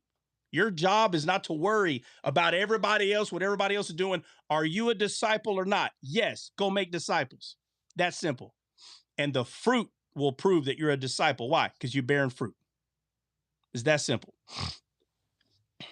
As That's a matter of simple. fact, it reminds me of a story. Remember when Jesus healed the guy that was full of demons, and he was like, "Yo," he's like, "Allow me to follow you." Basically, James was allow with me is to follow with you, and he was like, "No." He said, "Don't follow me. Go back to your city and tell the world, tell your people what God has done." Yeah. And that's being fruitful. Yep. Yeah. Yeah. Being fruitful is 100% going back and telling people what God has done. Right. Right. So he says, believers in me, these signs shall follow. These signs shall follow. They'll open the blind eyes. They'll open the deaf ears. And they will lay hands. Yeah. Pick up. Yeah. Speak in tongues, take up serve, lay hands on the sick, and they will recover. So those are the signs of a disciple. So if you are not doing those things, you are not discipling people, right? But remember, if you know that you're grafted in, what is the first thing God tells us once we become part of him? What's the first thing he tells us? Not about the disciple, but I'm saying for our mind. Renew your mind daily? No. He says, fear not. That's what he tells all of us, to fear not. So you're not supposed to be in fear that you're going to be cut off because you feel as though you're not doing it perfectly. There is no perfectly. There is only make disciples. There is no perfectly. He doesn't fall off his throne because you haven't figured out how to perfectly do something. So wherever you are, whatever knowledge that you have retained by being discipled, that is what you're supposed to use to make disciples, and stay in the word and continue to learn so you become a hundredfold. So don't allow family, friends, kids, like the life of this world, don't allow that to make you feel overwhelmed as though, oh, well, I need to, you know what? I need to go in the Bible, and for 2 years, I'm going to lock myself in a room, and you're not feeding your kids, take care of your family. No. That's your objective first is friend. When I say friends, I'm saying friends in a sense of people who are asking you questions about the Bible, who may need help moving from one house to another. Those things we're still in this world. So taking care of your kids, your family, that's number one, always. And God knows that. So if you don't have the time to dive in the Bible several hours a day, again, here we go. Now, if you don't have enough time to put yourself in the Bible, you're not making disciples. That's not true. Okay. Again, some 30, some 60, some 100. If you just happen to be in the 30 zone, you're not supposed to look at how you're doing and see someone else being 100-fold and then somehow you feel inadequate. We're all one tree. All of us are. We're all one. You're not by yourself anymore.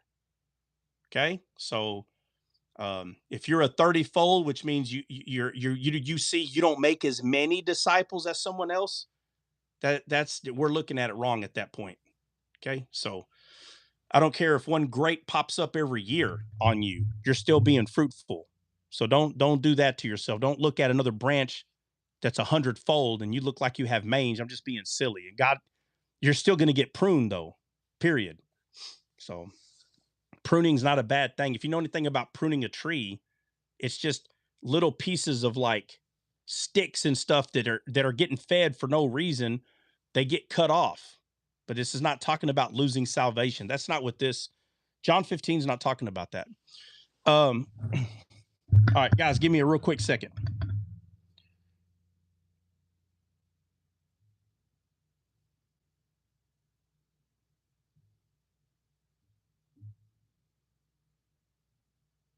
Interesting. Muy interesante.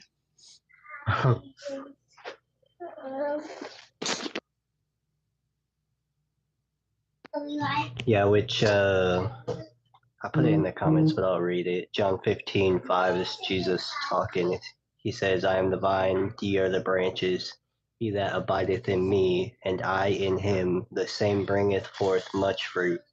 For without me you can do nothing. And so, I mean, if you're abiding in Jesus, if you're in the Word, meditating on the Word night and day, I mean, you're gonna bear fruit. At some point, you're gonna talk about Jesus to somebody, whether you know, like whether you're intending to make disciples or not.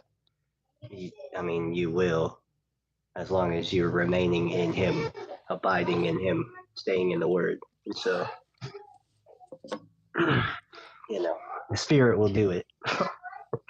Trust the Spirit. Yeah, obviously. we trust the Spirit. Somebody put it in here a while ago, and I should have let's see.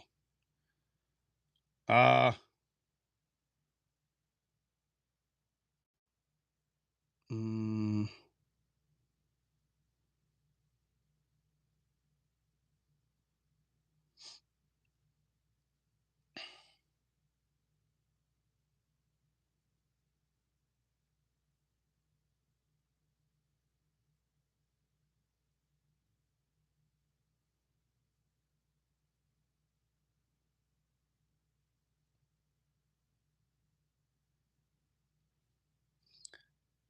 well, this wasn't it, but Riesling, or Riesling or something like that. How do you know how someone made a disciple? Jesus said, "You'll know if they're my disciple because they love one another." Right? So there's one. That means the person that these people are claiming that they're making disciples, their disciples know how to love. It doesn't mean that the disciple still doesn't know how to act out in the flesh and act like an idiot. No, no, no. It means overall they know how to love one another. Okay? So that's one. Jesus said, these signs will follow. He tells signs: open the blind eyes, deaf ears, take up serpents, lay hands on the sick, and they shall recover, and they will speak in new tongues. He said these signs will follow them who believe. And opening the blind eyes and deaf ears are 100% referring to how people are opened, right? Descaled. Okay. Even though people make fun of Paul, they'll say, you don't got to be descaled, my friend. Listen, your pride leaving you so you can look further than the black letters on a white page. You can start seeing, and you show other people how to see. That is opening the blind eyes, and they can hear what it is that you're saying. They understand what you're saying. Does that mean that physical eyes are no longer open in this world, or deaf ears are no longer? No, no, no. Those things will happen, but those things do not supersede 100%. They do not supersede someone's spiritual sight being open. It does not supersede that. Not even a little bit. When someone is given the gospel for the first time, and the person can hear and see how much God actually loves us, instead of them being afraid because they're so bad, then their eyes and ears have been open to the word now, and they can understand it. Taking up serpents is, I can't find it, but someone said something. I'm trying to find it, man. If I don't find it in the next.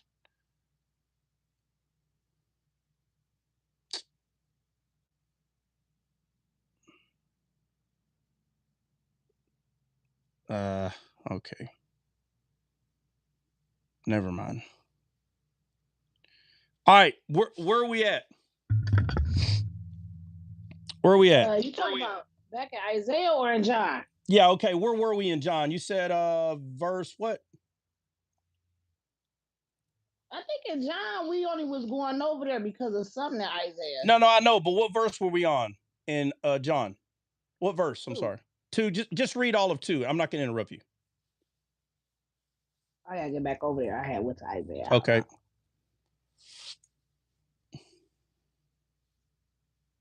It was John 15, verse 2, right, guys? I think so. Just read it. Yeah, John 15, 1 and 2. All right, so 2 say, every branch in me that beareth not fruit, he taketh away, and every branch that beareth fruit, he pruned it, that it may bring forth more fruit. Okay, read verse 5. Or was it verse 8? Go to verse 8. Verse 8 says, Herein is my Father glorified, that ye bear much fruit, so shall ye be my disciples. Right. So the fruit is the disciples, right? Right. All right. So that's where we were at. And then we hopped around, but there's a lot of reasons why.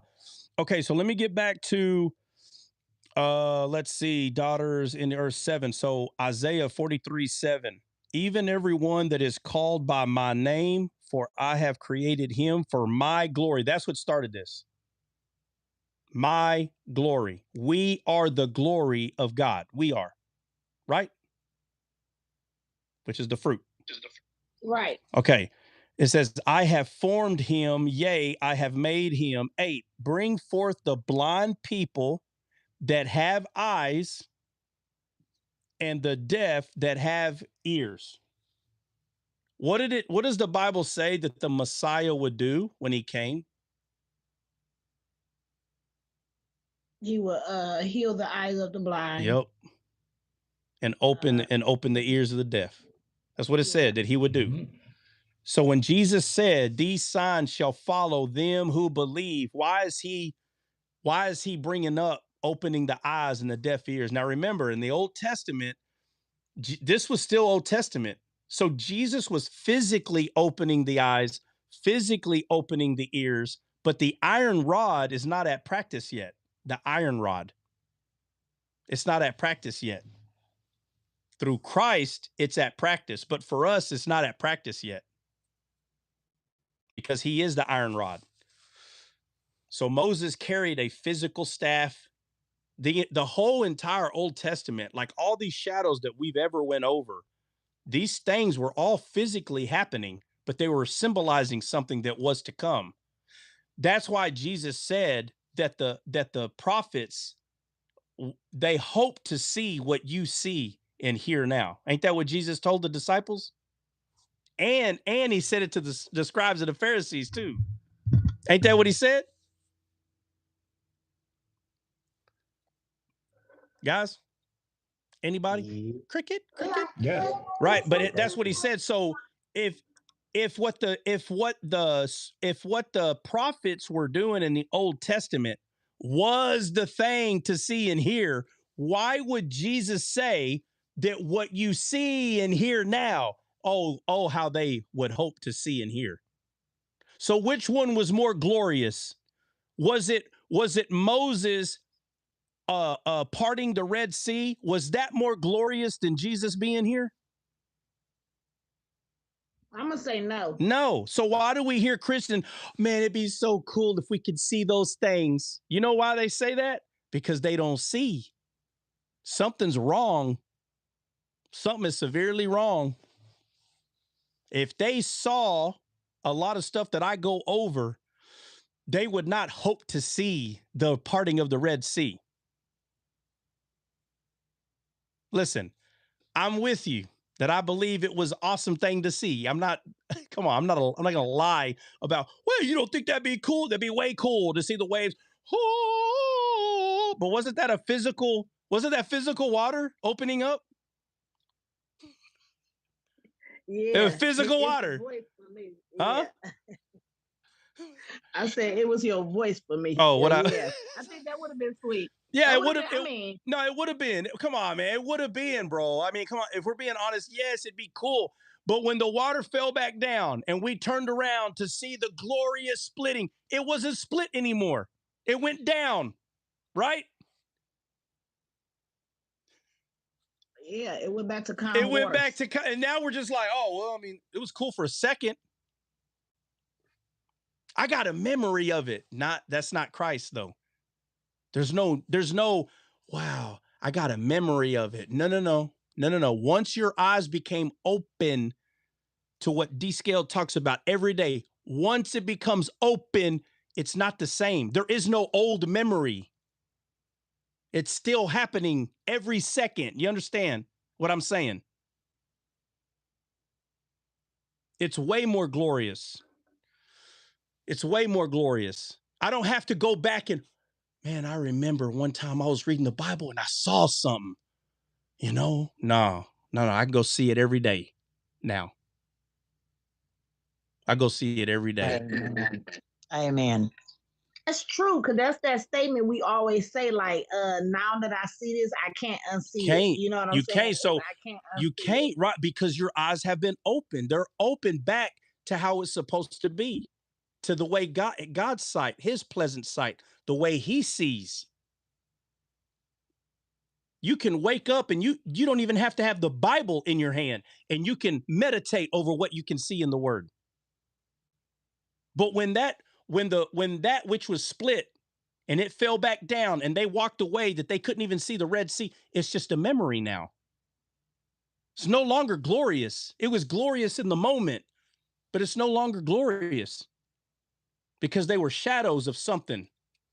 And now that that thing has come, Jesus said, all of them, boy, they hope to see and hear what you can see and hear. Bruh. No. That's a hard thing to hear. Like, what do you mean? What thing are we seeing and hearing? It's like, what are you talking about? But now that we understand that the seed has come and there he is, that seed that was spoken in Genesis. And he's opening the eyes just like he did Paul. Scales fell. Now all of a sudden he understands scripture. Now he understands. He didn't understand it before. The black letters in a white page, black letters in a white page. That's all he was reading. He didn't understand. But now he understands. He calls he calls Jesus the last Adam. He calls Sarah and Hagar mountains. He didn't understand it like that. Where did he get this spiritual sight from? From Christ. And he told him to go make disciples, right? Didn't he send Paul to go to the Gentiles? Yeah. To make disciples. And Jesus says, those who follow me, this is talking about disciples, this is how these signs will follow. What signs? Opening the eyes, opening the ears. Came from Paul. It came from him. I'm just a guy that understood finally. Thank God. Understood what this meant. I understood. And that's the prayer I made. I want to see like him. I don't understand. If anybody ever asked, I made it very clear. I don't understand. Why is he saying these things? Nowhere in the Bible, trust me, I searched the entire Old Testament. I said, where is he getting the last Adam, the mountains, these women? Where don't say none of that, bro? Trust me. I tore the story up and down. I went into the Hebrew. Nowhere in there is it talking about these women being mountains. I said, okay, so it ain't because he knew Hebrew. He knew Hebrew. But now all of a sudden he's saying this weird stuff. Why is he saying this? I'm not going to go into all the details, but that was my prayer. I need to understand how he saw. I don't understand this. And it happened. That's all I'm going to say. God is faithful. And I said, I'm going to start a show and I'm going to call it Descaled then. How about that? How about that then? Since you're going to be honest with me, I asked, how is he seeing like this? And you showed me, how can I not bear fruit? Can you imagine? Seriously, like just ask yourself. Let's say I'm like, I don't understand. And let's say God shows me all this stuff. And I'm like, wow, that's cool. And I never started Descaled. How would y'all think of me then? Honestly. Selfish. You jerk. But I'm just saying, like, if you're being honest, right? And now that y'all know, y'all get to know me this whole time. Y'all know what Descaled is because I started it. But I'm saying, what if I chose after seeing all that and I chose to never get on TikTok ever? That's like the guy who took his talent and dug it and buried it. And did nothing with it. But I'm Nothing saying with it. I'm making it personal because y'all know me now. You understand? I'm making it personal. Y'all know me now. Y'all know, what I've been shown. I show it all the time. So I'm saying, now that you know me, now I want you to look at the me that would decide, man, wow, that's cool. And I just went on with my life and I never started descaled. You understand what I'm trying to show you? How would you see that person now? Honestly, You wicked and lazy servant. something is wrong. Something is wrong with that dude right there. So, but when a person is grateful what they were shown and they're like, well, okay. Well, wait a second. They want to share. They're like, and they can't wait. What is the reason? What is the reason that I just can't wait to tell somebody this? Oh my God. Did you know? Did you know that? Ah. You received it with joy. Yeah. Remember the 10 that got healed, the lepers, and only one came back. Jesus like, weren't there 10 of y'all? Only one of you came back? That's why there's few laborers, few. Because God loves everyone. He's not a respecter of person. But it's just a very weird thing that there are people that will pray to understand the Bible. And that is what I'm trying to tell you. There's a lot of people that have prayed and God has shown them and they did nothing with it. They just went with their own life. That's what I'm trying to tell you. And you'll never know them. They just, it's crazy. I don't understand it either, but how can God show you something like this? And, Amazing says it all the time. He's like, there's stuff that he would see, but he just wasn't for sure. So he would just move on. And then when he come on here, he's like, wait a minute, man, God showed me that. Now, why wasn't it, I don't know what the reason is. He could have studied and maybe he was just tired that day. He's like, man, I need to go sleep. And the next day he didn't pick up where he left off. But a few days later, he hop in there again. He'd see something else. And again, the reasoning behind it is irrelevant. But this is how I know, and I told him this before, you didn't pick up where you left off. He was showing you just a glimpse. And that next day, when you open that Bible, you should have picked up right there where you left off, meditated on what he showed you, and continued, and it would have continued. I mean, but that's the thing. There's, and again, I didn't know Amazing that time. I don't know if he could have had kids, family. I don't know. I don't know what was stopping him from continuing. It don't matter though, but it's him that's faithful. Him. So just that little bit that he showed him, and I am talking about Amazing. If y'all don't know him, then I'm sorry. But if you know who I'm talking about, he says it all the time, at least once a month. He was like, man, I saw that. I saw a piece of what you're saying, right? I saw it. So God had already prepared his heart, right? For when someone comes to finish something that he saw, it would be easy for him to receive it because he was already praying to see already. Right. And there's a lot of people that they ain't never prayed to see any of this. They ain't never prayed. So they hear it for the first time and they freak out. That's a different doctrine. No, it's not. It's the same doctrine, bro. Yeah, JWs. Yeah, they believe that Jesus is an angel, like an angelic being. That's what they really do believe that. Guys, give me a second.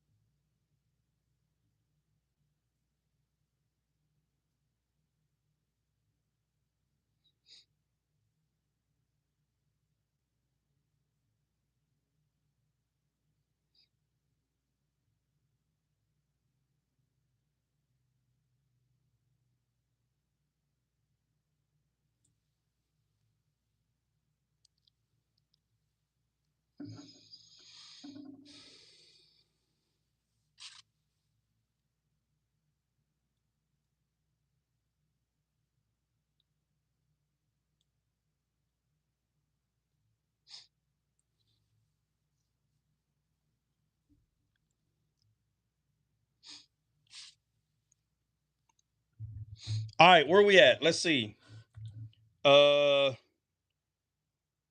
people eyes. Okay. Deaf ears. Okay, so we're at Isaiah 43:9. Let all nations be gathered together and let the people be assembled. Who among them can declare this and show us former things? let them bring forth their witnesses, that they may be justified, or let them hear and say, it is true. Ye are my witnesses, saith the Lord. Who's the witnesses? Guys, in context. I need to know.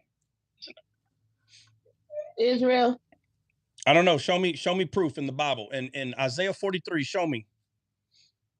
Give me a verse or two that's showing us. Verse 3, it say, for I am the Lord thy God, the Holy One of Israel, thy Savior. Yeah. So he's talking to Israel. And he's saying, you need to be a witness, right? Ain't that what he's saying? Watch. Yeah, he said, y'all my witnesses. You're my witnesses. That what he said? You are my witnesses.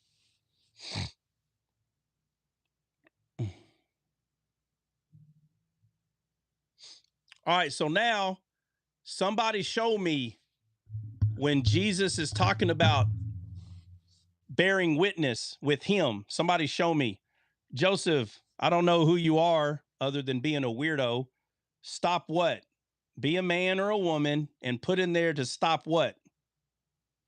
No, you're just going to be a coward and just keep putting stop. Stop what? Be a man and just say it with your chest. What needs to be stopped?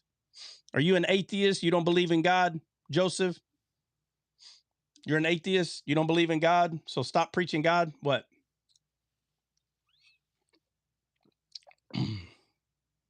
Stop what? As soon as you call them out, they stop. You believe in Jesus? I'm not sure what that means. Which Jesus do you believe in? The Islamic believers have a certain Jesus. Christians have a certain Jesus. Let's see. Rabbinical Jews, they have a certain Jesus. Which Jesus? Which Jesus, bro? You keep saying you believe in Jesus. I'm not. Which Jesus? Which Jesus am I not of? Which one? There's several Jesuses. I don't know which Jesus you're referring to.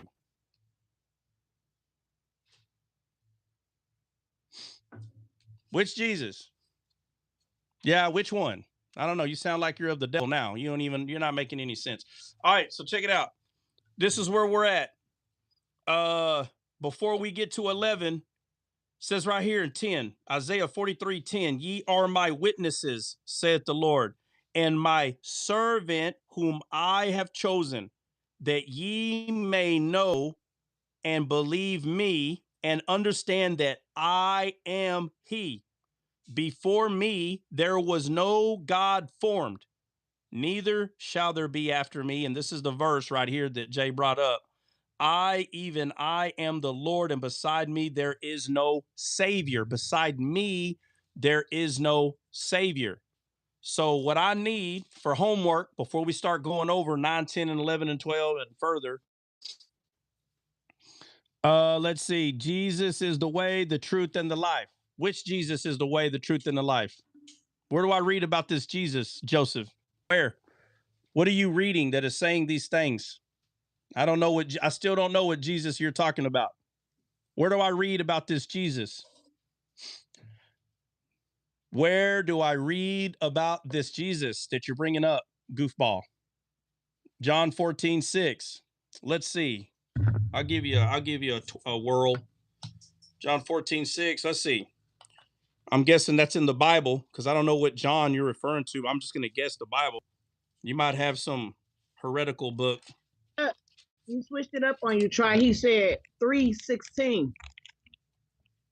Oh my God. Well, which one is it? Which one is it? Is it John 14:6 or John 3:16 or both? You're confusing everybody. The Bible says that God's not an author of confusion. Satan bringing confusion in here. You don't even know your own Bible or what? Oh my God. Listen to this.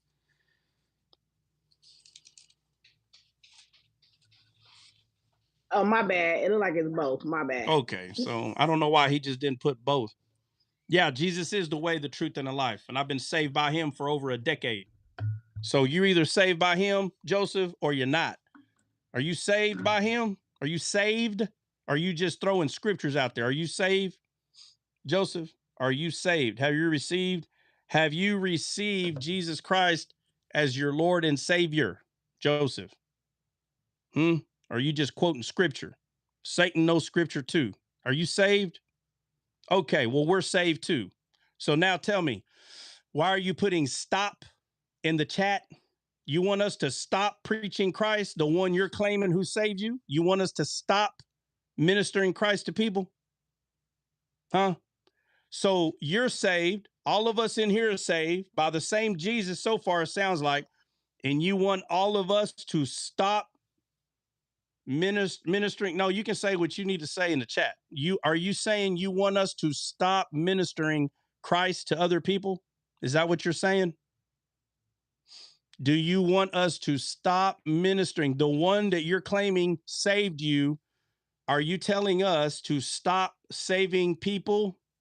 That's what you're saying? That's why you put stop in there? You want us to stop, Joseph? Hello, Joseph. I will not stop. What? No, I'm asking you a question. Do you want us to stop? Do you want us up here to stop because you are not believer in What? Can you just mute him, please? I just told you that we are. Okay, so I gave you a couple of chances there, Joseph. So you can go ahead and keep spreading lies that we're not saved. You know, but that's on you. That's between you and God, man. You ain't coming up here. You sound like a lunatic. I just told you. Oh my God. All right. Joseph, have a good day, bro. Or stay here and learn how to make disciples, because clearly you don't know how to do that. Thank you, mods. Anyway.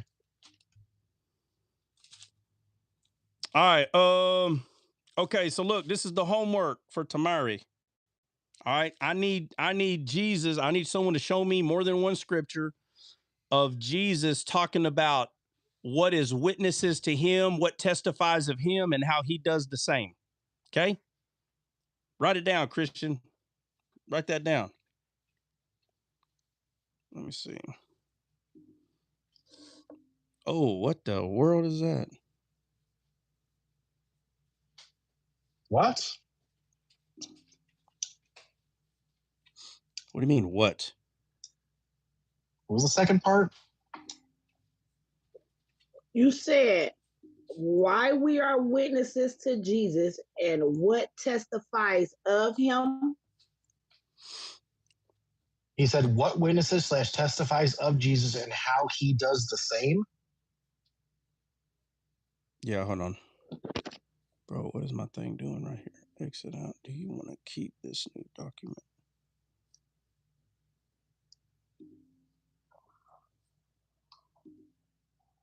Yeah.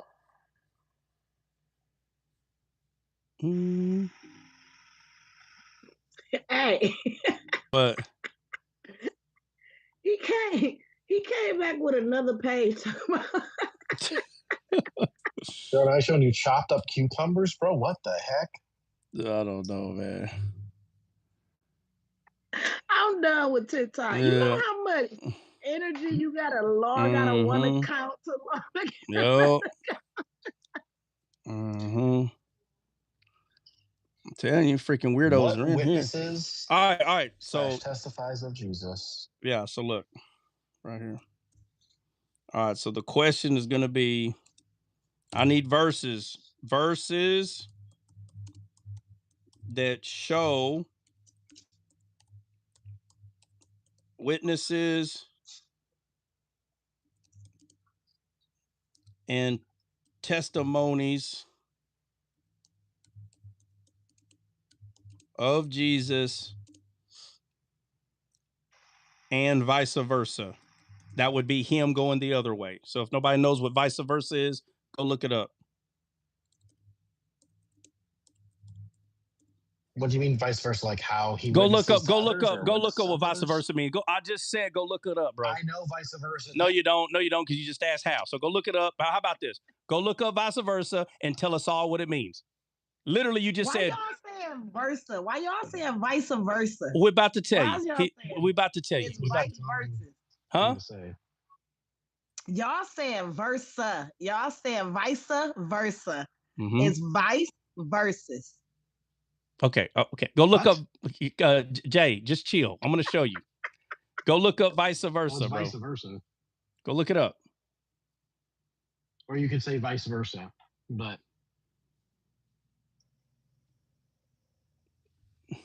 it means the position is being reversed. No. What is read the word that you're defining, sir? Vice versa. Okay. What does it mean?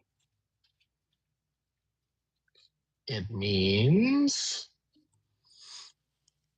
to reverse position or the other way around. Or the other way around. Jay, give me an example of that. To walk backwards is walking vice versa. No. Mm-mm. Mm-mm. To turn around and go the other way is no. to reverse. No. Look, if you got two kids and one of them hit the other one, okay? You got kid one and kid two. And kid one hits the other kid. And you see it. And you go over there and you say to the one that hit the other, I don't want to see you hit your brother. And then you look at the other one and you say, or vice versa. Meaning you don't hit him either. You understand? Jay, you understand or no? I understand. That's how you use that. I don't want you hitting your brother again. You understand me? And you look at the other one, or vice versa, meaning or the other way. You don't hit him either. That's how you use that. But right, so that is being used to both of them. I understand what you're saying. All right, so now we're going back to Jesus. I said, show me the witnesses and testimonies of Jesus and vice versa. And as Jesus showing you the witnesses, that's yes. Okay. If we gonna show you the testimony of Jesus, that's Jesus gonna show. We gonna read to you his testimony of us. That's vice versa. No, not us. I'm not talking about us. There are witnesses and testimonies, witnesses of Christ, and Christ is a witness of something else. This has nothing to do with us. Well, of his Father, right? Okay, I'm gonna say it again. Now that we are starting to understand what vice versa means, okay? I want to see the witnesses of Christ, and I want Christ to be a witness of something. And we ain't the answer, and I'm not giving the answer. We are not the answer in here. So I need verses. I need verses that are showing vice versa this, okay? All right. Let's see. All right, everybody get it? If not, go to Jay White or Christian. They're going to help you understand. Go to Jay White or Christian. All right, guys, we out. We will see y'all tomorrow, and I hope it's in the morning. Okay, God bless y'all. Have a good one. God bless.